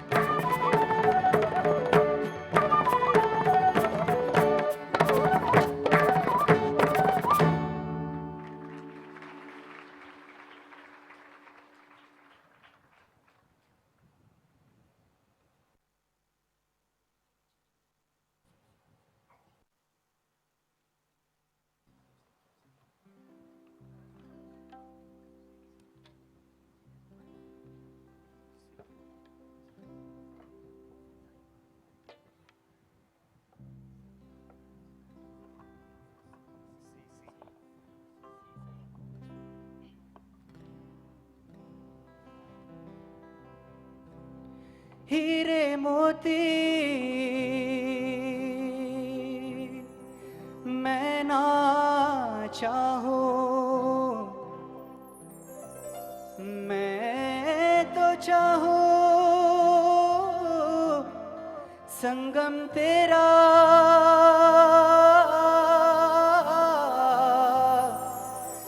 मैं तो तेरी सैया तू है मेरा सैया सैया सैया सैया तू जो झूले प्यार से आराम से आजा चंदा बाहों में तुझ में ही गुम हो जाऊं मैं तेरे नाम में खो जाऊं सैया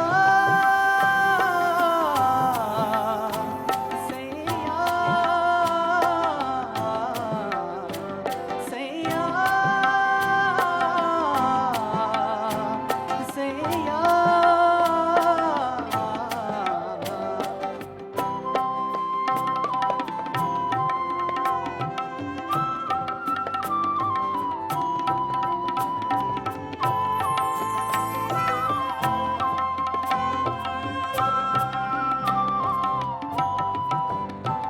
मेरे दिल खुशी से झूमे गाए रातें पल पल मुझे डुबाए जाते जाते अब जीत जीत हारो ये प्राण प्राण वारो है ऐसे मैंने हारो तेरी आरती उतारो तेरे नाम से जुड़े हैं सारे नाते सैया सैया सैया सैया हीरे मोती मैं ना चाहूं मैं तो चाहूं संगम तेरा जानो, तू ही जाने, तू ही मेरी, मैं हूँ तेरा, तू ही मेरी, मैं हूँ तेरा, तू ही मेरी, मैं हूँ तेरा।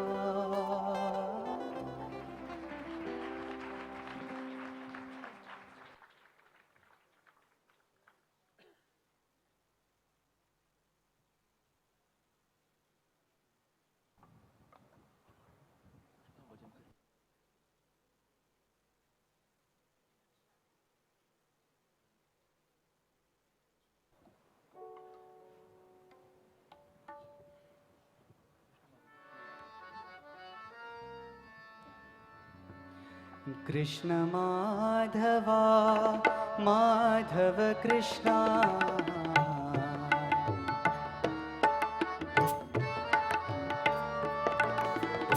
कृष्ण माधवा, माधव कृष्णा,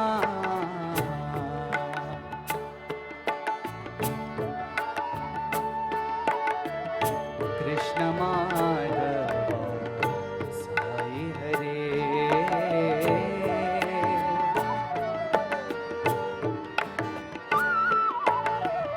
कृष्ण माधव साई हरे,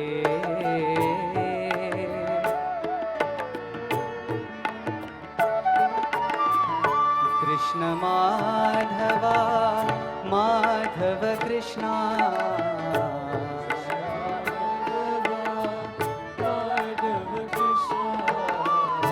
वृंदावन संचारी श्याम गोपाला,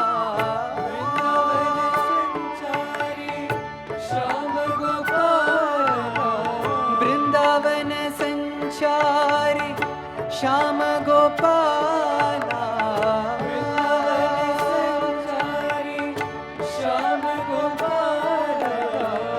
जय मधुसूदन जय नंदलाला, जय मधुसूदन जय नंदलाला, जय मधुसूदन जय नंदलाला, जय मधुसूदन जय नंदलाला, झूले ना झूले मेरे साई नंदलाला,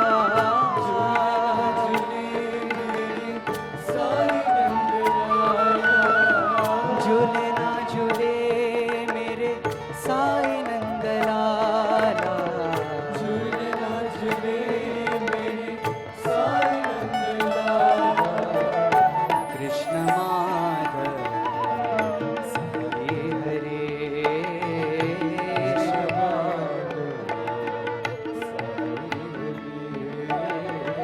कृष्ण माधव साई हरे,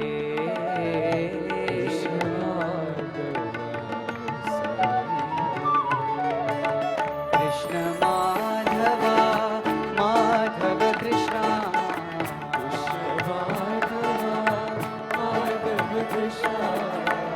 कृष्ण माधव साई हरे,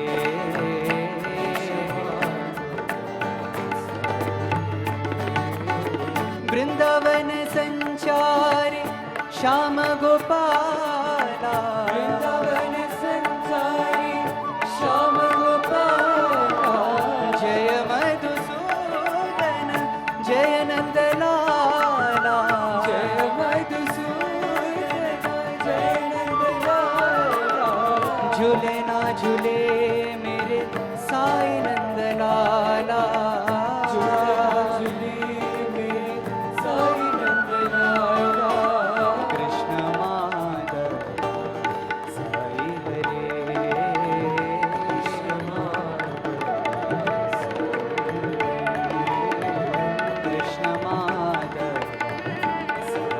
हरे,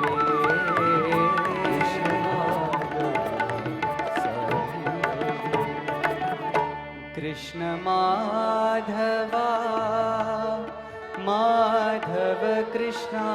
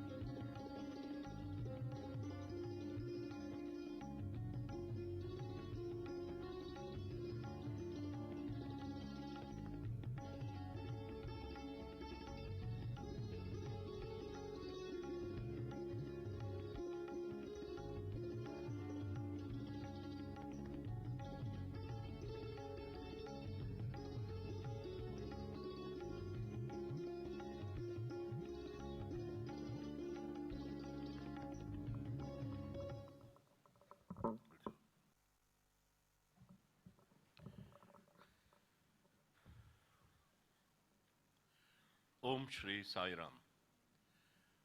On behalf of everyone gathered here, I offer loving salutations at the lotus feet of our most beloved Divine Master, Bhagavan Shri Sathya Sai Baba, most revered Shri Indulal Shahji, esteemed elders, brothers and sisters, and Bhagavan's dear children. With the divine blessings of Bhagavan, we had a double bonanza of offering of music at the lotus feet this evening. The first one, a Jugalbandi on sitar and cello by the much celebrated couple, Pandit Shubhendra Rao and Vidushi Saskia Rao. Let us give them a big hand.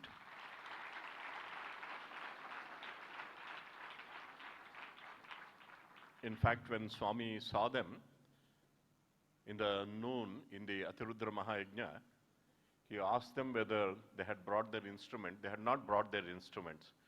But once Swami asked, without being told by Swami, immediately they dashed back to Bangalore and brought the instruments and gave us such a fabulous offering of music. I also congratulate the young musicians, most of them our alumni, who have got together in the band Lamhe, meaning memories. They poured their hearts out at the lotus feet. I congratulate them also. Since it is already 7:30 and quite late, I request this evening's scheduled speaker, our very dear beloved brother Sri Sanjeeva Shetty, to speak tomorrow, and we pray to Bhagavan to grant his divine message. Sai Ram to you.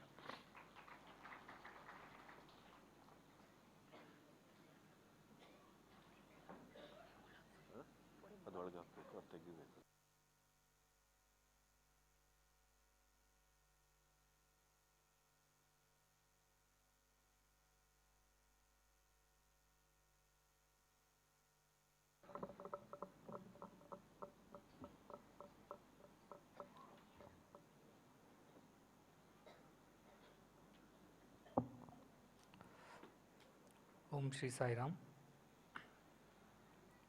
As we all pray to Bhagavan to guide us through his divine message, I perceive him seated in a chair in an orange robe, and I repeat as he speaks.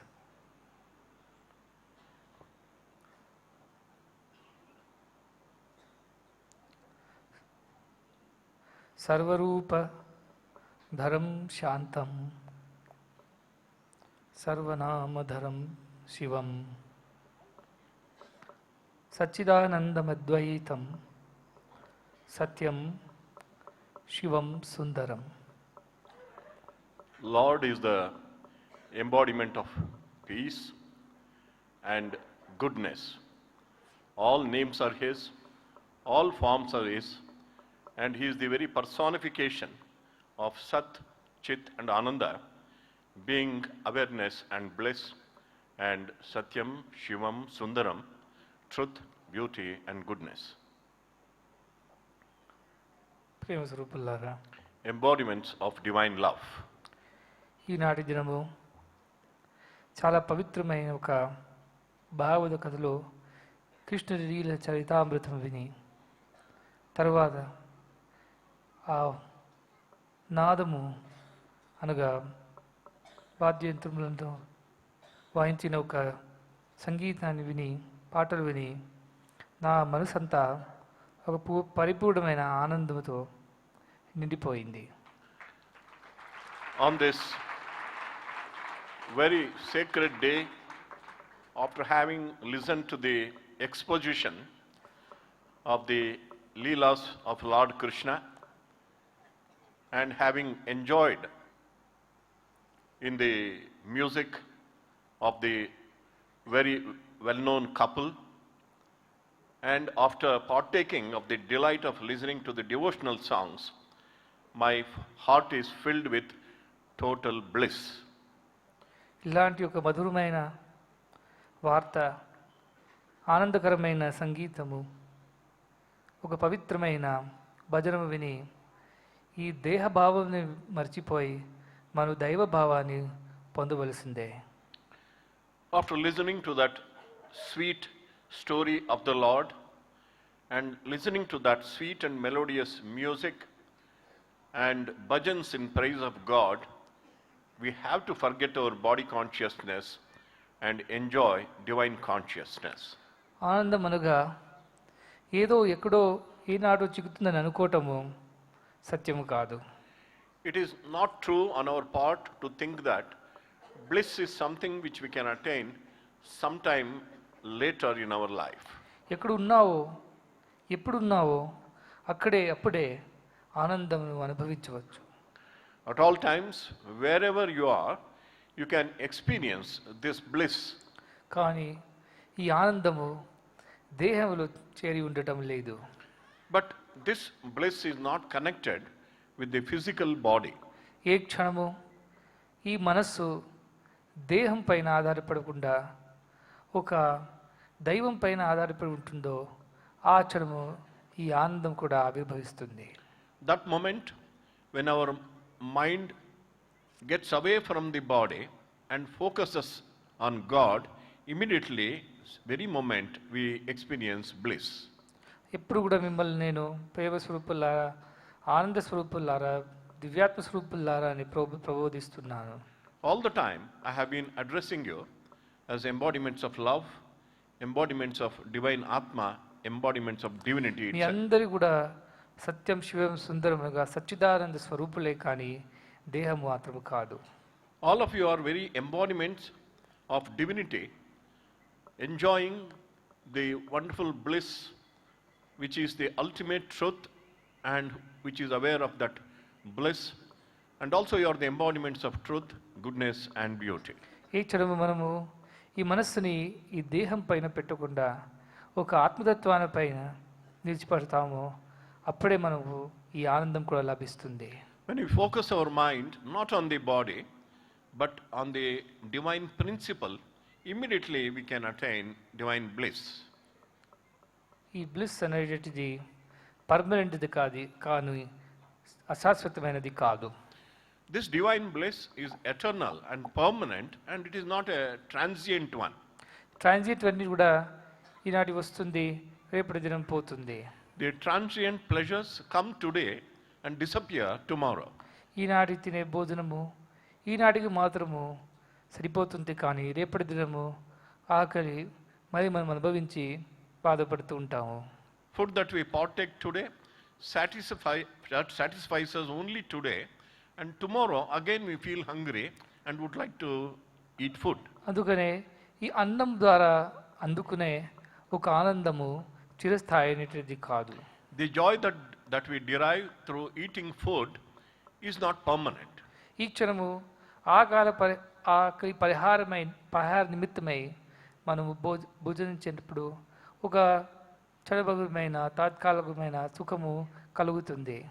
When you eat food in order to satisfy your hunger, definitely you will get some very temporary joy and happiness. కానీ మరో క్షణము కొంతకాలం దాటిపోయిన తర్వాత ఈ పునః ప్రారంభమై మిమ్మల్ని అందరినీ కూడా ఒక విధమైన క్షుధా బాధలు కూడా కలుగుతుంది. But after some time, after the food is digested, again there will be hunger in your stomach and you feel that you should look for food. ఈ విధముగా ఏ అపేక్షలు పెట్టుకున్నా కూడా ఆ అపేక్ష నివృత్తి అయినప్పుడు కొంతకాలం వరకు మీరు ఒక సుఖంను అనుభవించగలుగుతారే, కానీ మరో క్షణము అది పూర్తిగా పోయి పునః ఇంకొక అపేక్ష ప్రారంభమవుతుంది. You may have any number of worldly desires. When you fulfill one desire, for a temporary period you will enjoy some happiness, but after that it will disappear. కానీ భగవత్ ప్రేమలో ఉండే ఆనందము ఏ దేశకాల పరిస్థితి ఒక సీమ లేకుండా సర్వదా సర్వకాలేషు మీ యందు ఉంటున్నది. But the divine bliss of experience of God is there at all times, at all places, and is eternal. ఆ ఆనంద నిమిత్తమై మనమందరూ ప్రాకులాడ. we have to put in effort and struggle to attain that bliss. గోపికలు కూడా కృష్ణుని ఒక భావంని తత్వం తెలుసుకొని ఎంతో ఆనందించి పాటలు పాడుతూ వచ్చారు. Even the cowherd boys and girls of Vrindavan, after having understood the divine principle of Sri Krishna, they enjoyed loving Krishna and deriving. Krishna అని పేరు వినితే మాత్రం చాలు వాళ్ళు మై మర్చిపోయి ఎక్కడున్నారో అక్కడే ఒక ఆనందం అనుభవిస్తూ అన్నీ కూడా మర్చిపోయేవాళ్ళు. Once they heard the uttering of the name Krishna, immediately they would forget everything. They would lose their body consciousness and enjoy divine bliss.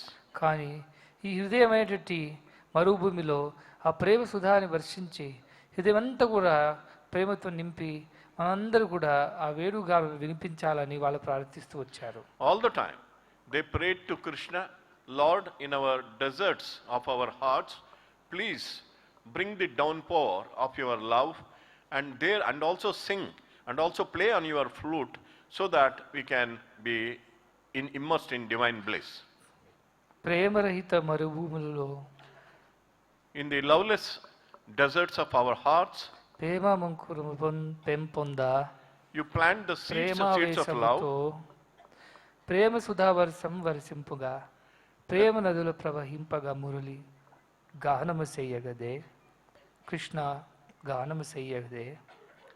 Seeds of love in the hearts, they result in a downpour of love.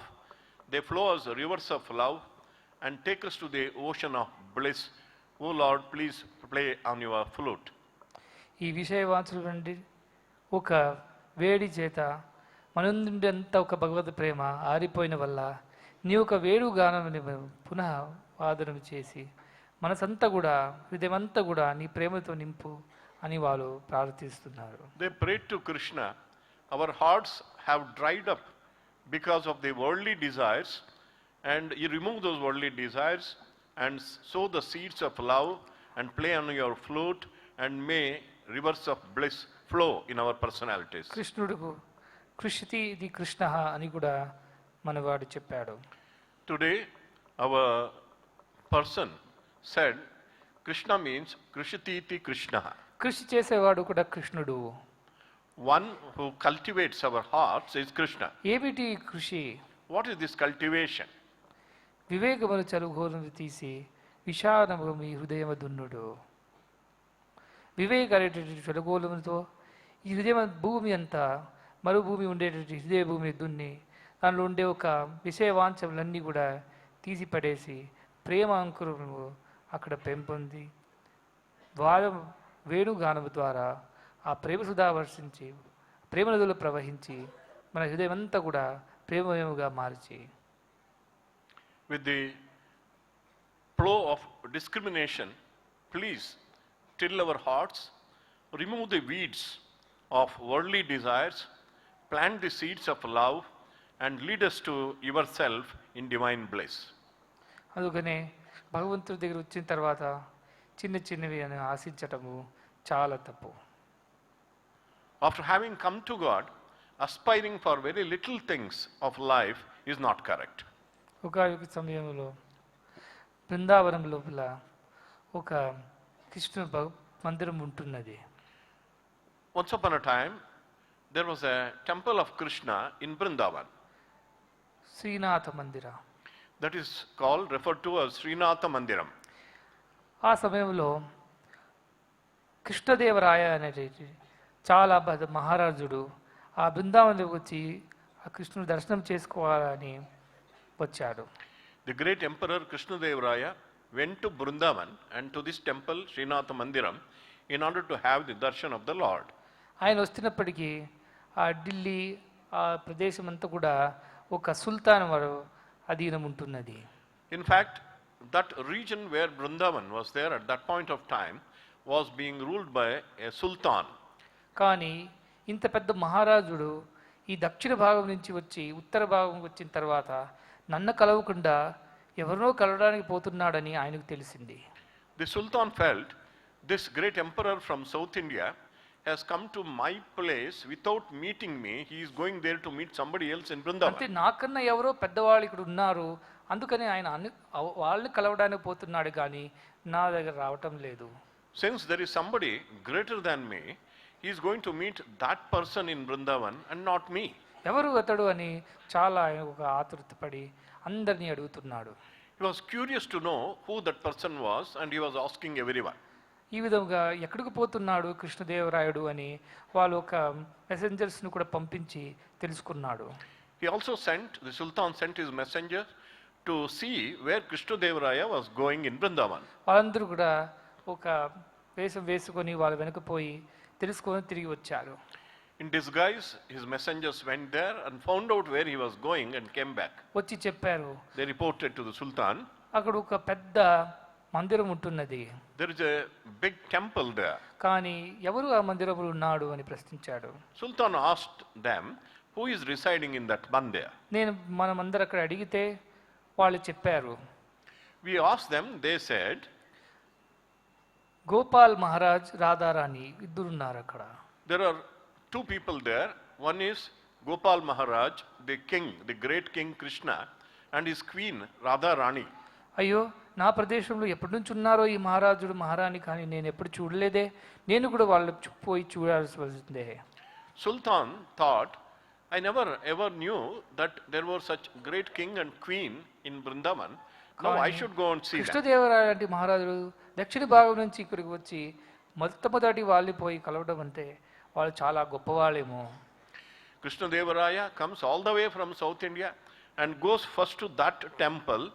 Definitely those king and queen should be very great. అంతటి వాళ్ళు నేను కూడా పోయి చూడాలని ఆయన కూడా చాలా ఒక శ్రద్ధతో భక్తితో అక్కడికి పోయాడు. With great sincerity and devotion, Sultan also went to the temple. చూడండి, ఈయన ముహమ్మదను. He was a Mohammedan. కానీ చాలా ఒక అమాయకుడే. But he was very innocent. ఆయన ఈ ఎంత పెద్ద మహారాజు దర్శనం నాకు కూడా కలగాల అనేటి ఒకే ఒక ఆశతో అక్కడ బృందావనం పోయాడు. He went to Vrindavan with the only desire that I should see this great king and great queen there. కానీ పోయినప్పటికీ తామర ద్వారం అంతా మూసి ఉంటున్నది. When he went there, the temple doors were closed. పురోహితులందరూ కూడా వాళ్ళ ఇంటికి పోయారు. Priests have returned to their homes. కానీ చాలా బాధపడ్డాడు. But he felt very sad. నేను కొంచెం లేటుగా వచ్చిన వల్ల నాకు ఆయన దర్శనం కలగలేదే.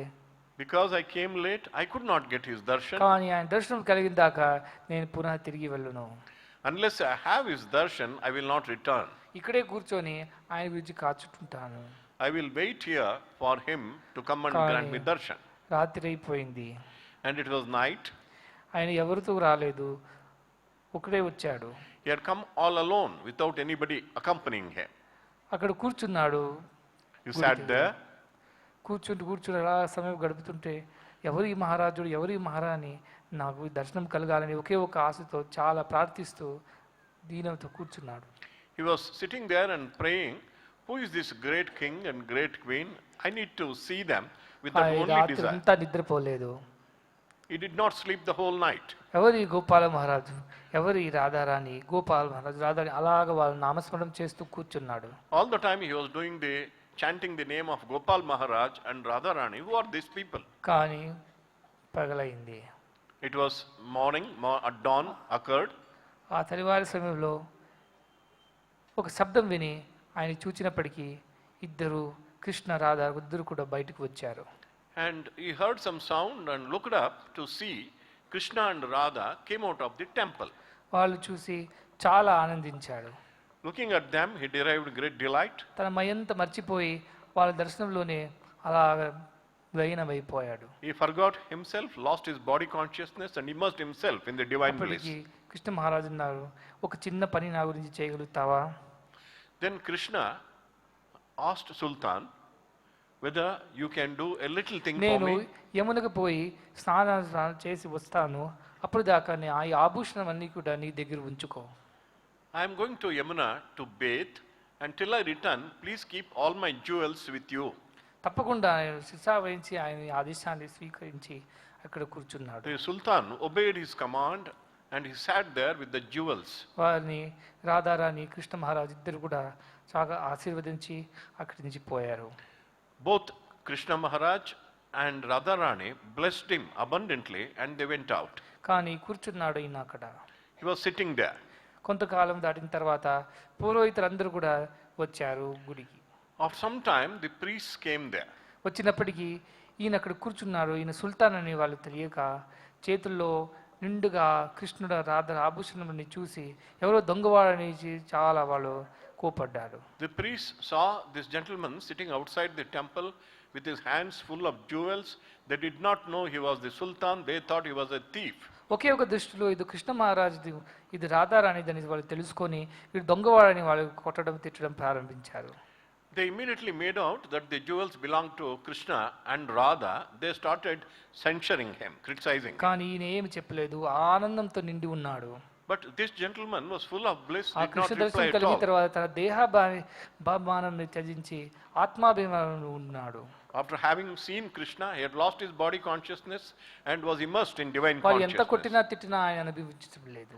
And they ridiculed him, blamed him, even bet him up, but he did not mind it. కానీ ఎప్పుడు ఒక ఆయన చూస్తే ద్వారం ఇంకా మూసి ఉంది, దానిపైన ఉండే లాక్ కూడా అట్లనే ఉన్నది, మరి ఈయనకి ఇవన్నీ ఎలా చిక్కాయి? One of the priests noticed that the temple doors were closed and lock also was there. It was not opened at all. How did he get these jewels? అప్పుడు వాళ్ళకి తెలిసింది. Then they came to know. ఈయన ఎంతో భక్తితో కృష్ణుడి గురించి కాచుకొని కూర్చున్నాడు కాబట్టి ఆయనే వచ్చి దర్శనం ఇచ్చి, దర్శనమే కాకుండా ఈయనకి దర్శనం ఇచ్చా అనే ఒక నిరూపణ కోసము తను ఒక ఆభూషణం కూడా ఇచ్చి వెళ్ళాడు. The priest easily realized that because of his great devotion, Krishna and Radha came out of the temple, blessed him, not only blessed him, in order to demonstrate to the world that he had their darshan, they also left their jewels with them, with him.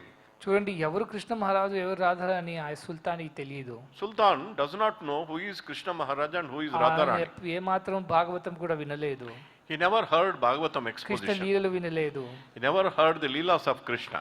ఈ భజనము కూడా పాడలేదు. He never sang the bhajans. కానీ మనసులో ఎవరు ఈ కృష్ణ మహారాజ్ అని ఎంతో ప్రేమతో ఆయన గురించి కాచుకొని కూర్చుంటే ఆయనకి దర్శనం కలిగింది. But with great love, he waited for Krishna's darshan. That's why he got the darshan. మనం కూడా ఆ భగవంతుని దర్శించాక ఆగకూడదు. We also should never stop before we have God's darshan. కానీ ఎలా చేయగలుగుతాము ఆయన దర్శనము? But how can we have his darshan? ఏ జపాలు చేసినా, ఏ తపస్సు చేసినా, ఎక్కడికి పోయినా, పొడిమంతా తిరిగినా, కులదేవతలను కొలిచినా, అడవికి పోయినా ఆయన దర్శనం కలగదు. Whatever you may do, you may study a lot of scriptures, go around all the pilgrimage centers in the world, do great penance, whatever you do, you will not have Prema darshan. మాత్రం మీరు పెంచుకుంటే ఆ ప్రేమ యందు భగవంతుడు కూడా ఉంటున్నాడు. If you just develop love, God is there in love itself. పట్టినదేదియో పట్టనే పట్టితివి, పట్టినే గేడిదాకా అట్టే ఉండు. You have caught hold of something, till you get it, don't leave your hold. కోరినదేదియో కోరినే కోరితివి, కోరిక చెల్లేడు దాకా కొలిచి ఉండు. You have desired something, don't give up your desire till that desire finds fulfillment. అడిగినదేదియో అడిగినే అడిగితివి, అడిగిన తీరు దాకా విడవకొండు. You have asked for something, don't give up asking till it is given to you. తలిచినదేదియో తలిచినే తలిచితివి, తలుపు తీరేడు దాకా తనలో ఉండు. You have thought of something, don't give up that thought till that thought finds fulfillment. పోరు పడలేక తానే నబురువలయు, ఉడలు తెలియక నీవే ఎడుగవలయు. అంతేగాని మధ్యలో ఆపివేసి తిరిగి పోవుట భక్తుని దీక్ష కాదు. Without being able to resist your pull of love, the God should manifest for you, or you have to fall down, collapse without body consciousness. That is the right thing. Going back in the middle is not the hallmark of a devotee. భగవంతుడు నాకు కావాలన్నప్పుడు ఊరికే చెప్పటం కాదు, ఆయన కలిగినప్పుడు దాకా మనము విడవకూడదు. When we say that we want God, it is not just saying through lips. Till you get God, you should not give up your hold. ఎంత కష్టం వచ్చినా, నష్టం వచ్చినా, ఎంత బాధలు వచ్చినా కూడా తట్టుకొని ఆ భగవంతుడు తెలిసేదాకా వదలకూడదు. Whatever difficulties and obstacles you encounter, you should, with great courage and determination, you should get over them and find God. శ్రద్ధావాన్ లభతే జ్ఞానం. A sincere person will definitely get wisdom. శ్రద్ధ అనగా ఒక ప్రేమ విశ్వాస సమ్మిళితమైన భావమే శ్రద్ధ. Shraddha is a combination of love and faith. ఒకవైపు ప్రేమ, One side is ఇంకొక love, విశ్వాసము. other side is ఈ faith. రెండు చేరినప్పుడే దాని శ్రద్ధ. Shraddha is having both faith and love. ఈ షట్ సంపదలో కూడా క్షమ, దమ, ఉపరతి, తితిక్ష, శ్రద్ధ, సమాధానం అనేట్లు కూడా అందరికన్నా ప్రధానమైనది శ్రద్ధయే.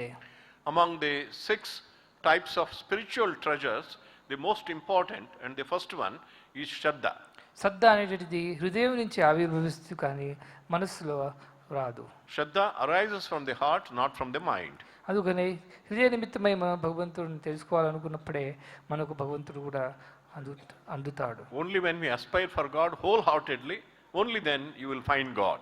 అందుకని అందరికన్నా సులభమైన, సరళమైన, సూక్ష్మమైన మార్గం ఏమిటంటే అది భక్తి మార్గమే. Therefore, the easiest and the subtlest path to attain God is the path of devotion.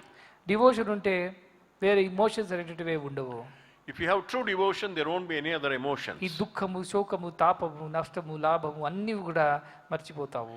All the negative qualities like sorrow, misery, or even anguish, everything you will forget when you have devotion to God. Mirabai కూడా ఎంత కష్టం వచ్చినా తాను ఎంత వాళ్ళు దుఃఖించినా కూడా ఆ కృష్ణ గీత పాడుతూ కృష్ణ భావంలోనే చేరి ఉన్నది కానీ దేహభావంలో చేరలేదు. In spite of all hardships and obstacles, Meera was all the time singing of Krishna. She was తాను immersed. భర్త మహారాణా కూడా ఎన్నో విధాలుగా తాను ఈ కృష్ణ భక్తి తప్పించి తాన భక్తిలో చేసుకోవాలనుకున్నా కూడా తను ఏమి విడవలేదు. Her husband, Rana, wanted her to give up devotion to Krishna and he wanted Meera to develop devotion to him, but she never gave up. మన బద్రీలాగా తను కూడా ఒక కృష్ణమూర్తిని తీసుకొని ఇటు అటు అటు ఇటు తిరిగింది. Like our Badri like our Badri, she also all the time carrying the memories मेरे तो of गिरधर Krishna. गोपाल दूसरो न कोई. And she sang, my own is only Krishna, Gopala and nobody else. जी जाग सिर मोर मुकुट मेरो पति सोई. And my husband actually, king with all the crown and all, he is only sleeping. जाग मोर मुकुट అనగా నెమిలి. My husband is real Krishna who has the crown of the ఈ peacock మారాణ feather. కాదు నాకు భర్త, నా స్వామి గోపాలుడే. Rana is not my husband and my Lord is Krishna himself. కట్టకడిగి తన మహా భవనం అంతా కూడా విడిచి తను పోయింది బృందావనముకు. She gave up her palace and went to Vrindavan singing of Krishna. ఏమి పాడుతున్నది? What was she singing? చలో మన Ganga Jamuna తీర్. Oh mind, let us go to the shores of Ganga and Yamuna. Ganga Jamuna Nirmala pani. Ganga and Yamuna, the rivers have pure water శీతల హోయ శరీర్. and the body becomes very cool. చలో మన Ganga Yamuna తీర్. Let us go to the shores of Ganga ఏమిటి and Ganga Yamuna. Yamuna? What are these Ganga and Yamuna? ఈ ఆనంద బాష్పలే Ganga Yamuna. The tears of bliss from the two eyes are Ganga and Yamuna. ఆ భక్తితో పాడిన పాటల వలన ఆవిర్భవించే ఆనంద బాష్పలే ఒకవైపు గంగా ఒకవైపు Yamuna. When you sing with devotion, the tears of bliss flow down your cheeks. కానీ That is దాని Ganga మధ్య Yamuna. భూ మధ్యలో ఉండే భాగమే కృష్ణ స్థానము. And the place of Krishna is the center of the two eyebrows. అలాగా పాడుతూ పాడుతూ కట్టకడబడికి బృందావనము చేరింది. She went on singing and finally reached Vrindavan. ఇంత వెతికినా ఆయన కృష్ణ కనపడలేదు. But she looked for Krishna, but she did not find Krishna. ఆ కృష్ణుడు కనపడలేదని బాధపడుతూ తను చాలా ఒక ఏడుస్తూ పాడుతూ కట్టకడబడికి బృందావనము చేరింది. She was so very miserable that she was not able to see Krishna, but went on singing of Krishna and went there to Vrindavan. కానీ పట్టుదల ఉంటున్నది. But she had great Krishna determination. దర్శనం కలిగిన దాకా నేను విడవను అని. I will not give up till I get the darshan of Krishna. ఆ మందిరం చేరినప్పటికీ చాలా ఒక ఆయాసపడి అలిసిపోయి తన తల ఆ గుడి ద్వారం మీద కొట్టుకున్నది. And she went there, she was so tired, she collapsed, hitting her head on the doors of the ఆ temple. క్షణము కృష్ణ దర్శనం కలిగింది. Immediately she had the darshan of Krishna. అప్పుడు తెలుసుకుంది ఎక్కడ వెతుకుతే దొరకలేదు కృష్ణుడు నా యందునే కొలిచి ఉన్నాడు. So then she realized Krishna is not somewhere else to look for, she is within me. నా ఒక ఆత్మరూపుడై చైతన్య రూపుడై దివ్య రూపుడై కృష్ణుడు నా యందునే ఉన్నాడు. He is my divine consciousness, he is my Atma, he is within me. కనుక ఇక్కడక్కడ ఎక్కడ వెతికినా కనబడే కృష్ణ నా లోపలే కనబడ్డాడు. And wherever I looked for Krishna, finally I saw him within myself. కానీ అంత ప్రేమ భక్తితో తను కృష్ణుడు వెతికిన వల్లనే తనకు చిక్కాడు కృష్ణుడు. She adored Krishna with so much of love and devotion. That's why she could get Krishna. ఆయనకి ఏ వ్యామోహం లేదు, She did not have any A attachment. సంసారం ఒక మోహము లేదు. And she had no attachment to her family life. ఒకే ఒక attachment, She had only one attachment, అదే Krishna. that is attachment to Krishna. నిన్న చెప్పాడు, ఈ నవగ్రహంలో ఏమి మనకు చేయదు, కృష్ణ గ్రహం ఉంటే చాలు. Yesterday, the expounder of Bhagavatam said, the Navagrahas, the 9 planets will not harm us if we have the Krishna planet. Krishna గ్రహ అనే అనుగ్రహ. Krishna Graha means Anugraha or divine grace. భగవంతుడు అనుగ్రహం ఉంటే ఏ గ్రహం మనకు ఏమి చేయరాదు. If you have enjoyed divine grace, no grahas or planets can hinder you. అలాగే ఆ భగవత్ ఒక అనుగ్రహం కోసం మీరు ప్రార్థించండి. Therefore, you have to always pray for the divine grace. ఎంత మనం చేసినా తక్కువే. Whatever we do is very much less to attain God. ఎప్పుడు దాకా ఆయన్ని మనం తెలుసుకోలేదు, అప్పుడు దాకా మన జీవితం అంతా కూడా వ్యర్థమే. Till we realize God, our whole life is a waste. ఏది చేసినా, ఏది చెప్పినా, చూసినా, పోయినా, వచ్చినా అన్నీ కూడా ఒక వ్యర్థమే, కానీ దాంట్లో అర్థమేమీ లేదు. Whatever we think, whatever we say, whatever we do in our life, if we don't find God, all those are a waste. అందుకనే మొట్టమొదటి మీ అందు ఉండే ఆ భగవత్ సాక్షాత్కారం కోసం మీరు ప్రయత్నించండి. Therefore, you have to put in your effort to realize God within yourself. కానీ ఆయన ప్రేమ పిపాసుడు. And he is thirsty after love. అందుకే ప్రేమ ఎక్కడ ఉంటుందో అక్కడ పరిగెత్తి వస్తాడు. Wherever there is love, he comes running there. చెప్పాడు కృష్ణుడు కూడా ఆ వెన్నదను దొంగతనం చేసి వెళ్ళిపోయినప్పటికీ యశోద వెతుకుతూ పోయింది. And when Krishna stole butter and ate it and ran away, Yashoda went behind him ఎక్కడ searching వెతికినా for him. దొరకలేదు కృష్ణుడు. She could not find him anywhere. కానీ భూమిపైన చూస్తే తాను ఒక పాద చిహ్నములు ఉన్నాయి. But on the floor, she saw the footprints of Krishna. ఈ ఫుట్ ప్రింట్స్ లోపల ఒక రైట్ లెగ్, ఒక లెఫ్ట్ లెగ్ అని ఉంటుంది. And she could easily make out one was the left footprint, another was the right footprint. అదే ఒక right foot print, left foot print follow చేస్తున్నప్పటికీ కృష్ణుడి దగ్గర పోయింది. Once she followed the right and left footprints, she could get Krishna. నేను కూడా పోయిన తర్వాత రైట్ లెఫ్ట్ ఫుట్ ప్రింట్ వెళ్ళిపోయాను. When I left this world, I left my footprints left and right on this earth. ఏమిటి right left? What is this left footprint Prema and right? సేవ, ప్రేమ సేవ. The left footprint is love and the right one is service. ఈ ప్రేమ సేవ అనే foot prints మీరు అనుసరిస్తూ వస్తున్నప్పటి నా దగ్గరే చేరతారు. If you follow my footprints of love and service, definitely you will reach me. అందుకని అందరినీ ప్రేమించండి, అందరినీ సేవించండి. Therefore, love everyone and serve everyone. కట్టుకడికి నా యందు చేరండి. And then you will merge in me. అందుకనే ఎక్కడో భగవంతుడు లేడు, మన యందునే కొలిచి ఉన్నాడు. God is not anywhere else, he is within you. కానీ ఆయన్ని మనం చేరాలనుకుంటే ఆయన ఒక పాద చిహ్నం మనం అనుసరిస్తూ ఆయన చెప్పిన మార్గంలో ప్రవేశించి ఆయన మనము అనుసరిస్తున్నప్పుడే చేరగలుగుతాము. In order to reach him, you have to follow his teachings and follow his footprints of love and service, then you can reach him. సేవ, ప్రేమ సేవ, ప్రేమ సేవ. That is love and service and nothing else. అష్టాదశ పురాణేషు వ్యాసస్య వచనద్వయం. Among all the 18 Puranas, there are 2 words of Vyasa which are the పరోపకారాయ essence. పుణ్యాయ పాపాయ పరపీడనం. Punya or merit is to help others, Papa or sin is to hurt others. Help ever, hurt never. Therefore, help ever, hurt never. Love all, serve all. Love all, serve all. ఎంత love all serve all కూడా చెప్పే అవసరం లేదు. Love all ఉంటే serve all తనకి తానే You వచ్చేస్తుంది. need not have to utter both love all and serve all. You just ఒక say రైట్ love లెగ్ తో all. మాత్రమే మనం నడవగలుగుతామా? Can we walk on one foot? కాదు. Not at all. రైట్ తో పాటు లెఫ్ట్ కూడా చేరినప్పుడే నడక జరుగుతుంది. Along with the right foot, left foot also should ఆ join. విధంగా ప్రేమ ఎక్కడ ఉంటుందో సేవ అక్కడ తనకు తానే వచ్చేస్తుంది. Wherever there is love, service will follow. ప్రేమ సేవ చేస్తున్నప్పటికీ మనము ఆ కృష్ణుడిని చేరుతాము. When we practice love and service in our lives, we will reach Krishna.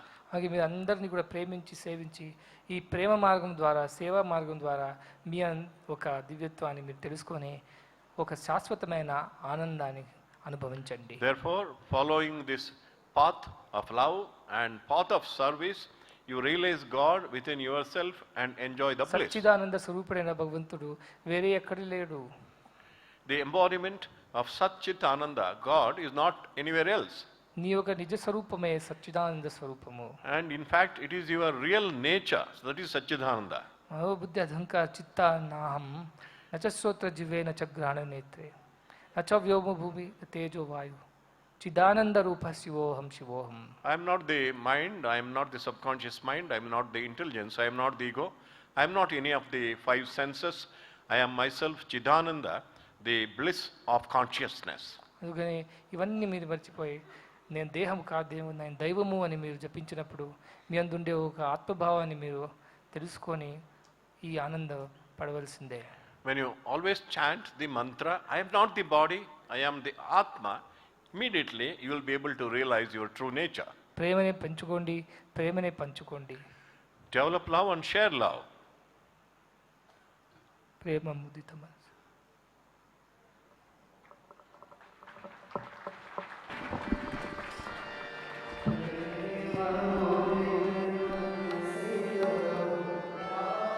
Ram Ram Ram Ram Ram Ram Ram Ram Shri Ram Ram Ram. प्रेम मुदित मन से कहो राम राम राम राम राम राम राम राम श्री राम राम राम. प्रेम मुदित मन से कहो राम राम राम राम राम राम राम राम राम श्री राम राम राम. प्रेम मुदित मन से कहो राम राम राम राम राम राम राम राम श्री राम राम राम. पाप कटे दुख मिटे लेत राम नाम. पाप कटे दुख मिटे लेके राम नाम. समुद्र सुखद नाव एक राम नाम. भव समुद्र सुखद नाम एक राम नाम. परम शांति सुख निधान दिव्य राम नाम.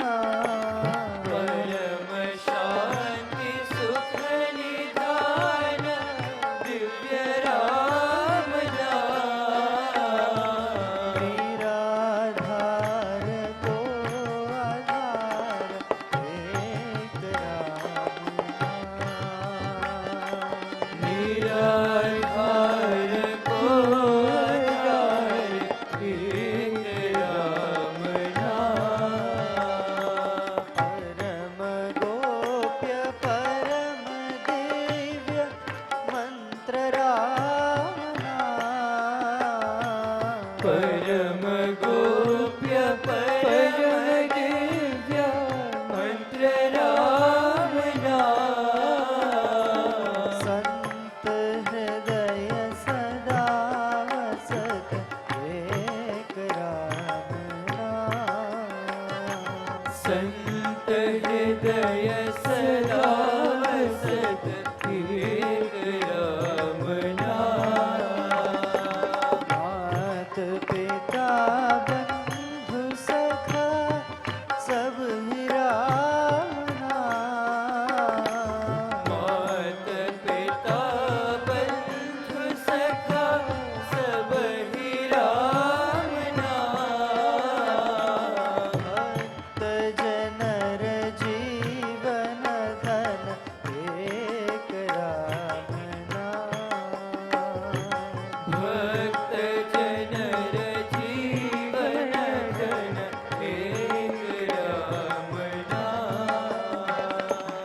भक्त जनर जीवन धन एक राम नाम। भक्त जनर जीवन धन एक राम नाम। राम राम राम राम राम राम राम राम राम श्री राम राम राम।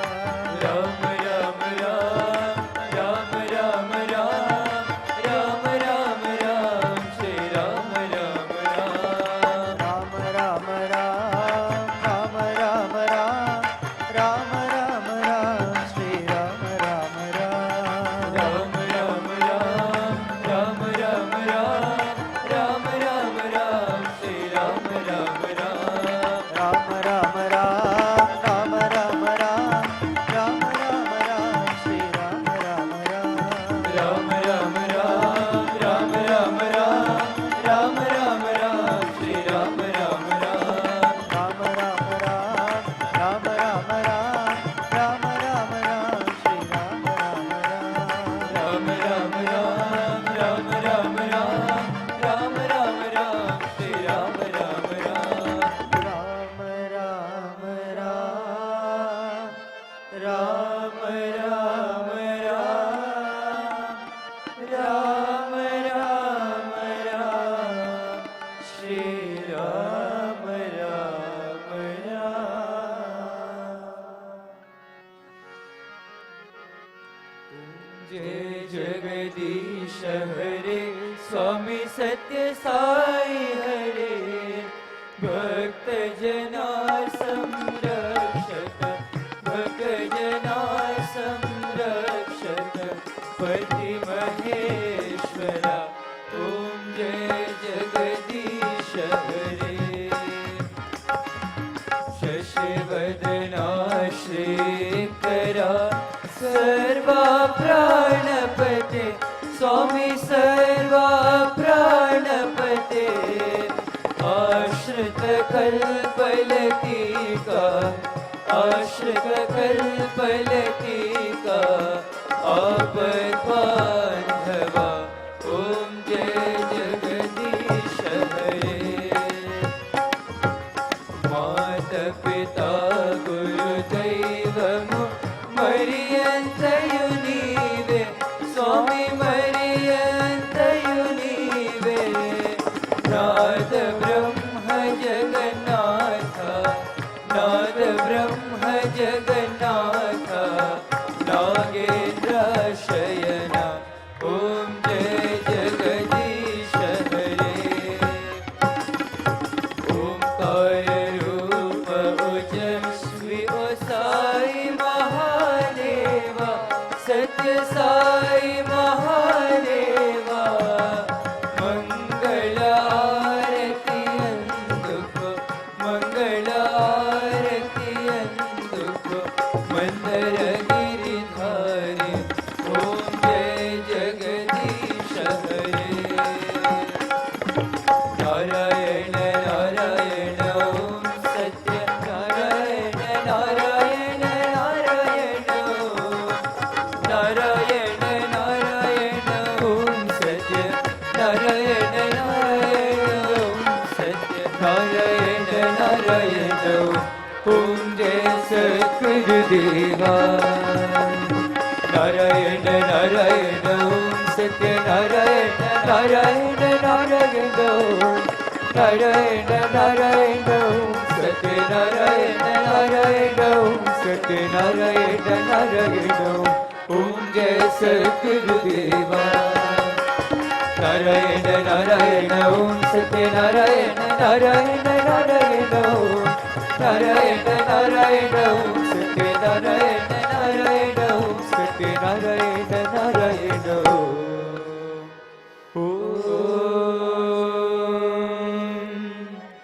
जय सद्गुरुदेवा।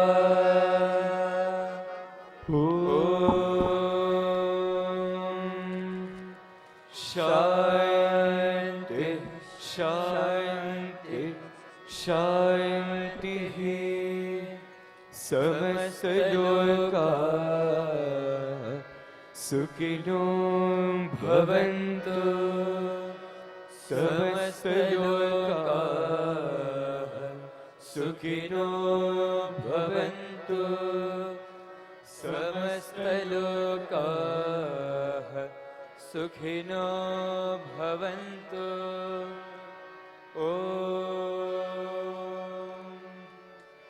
शांति शांति शांति।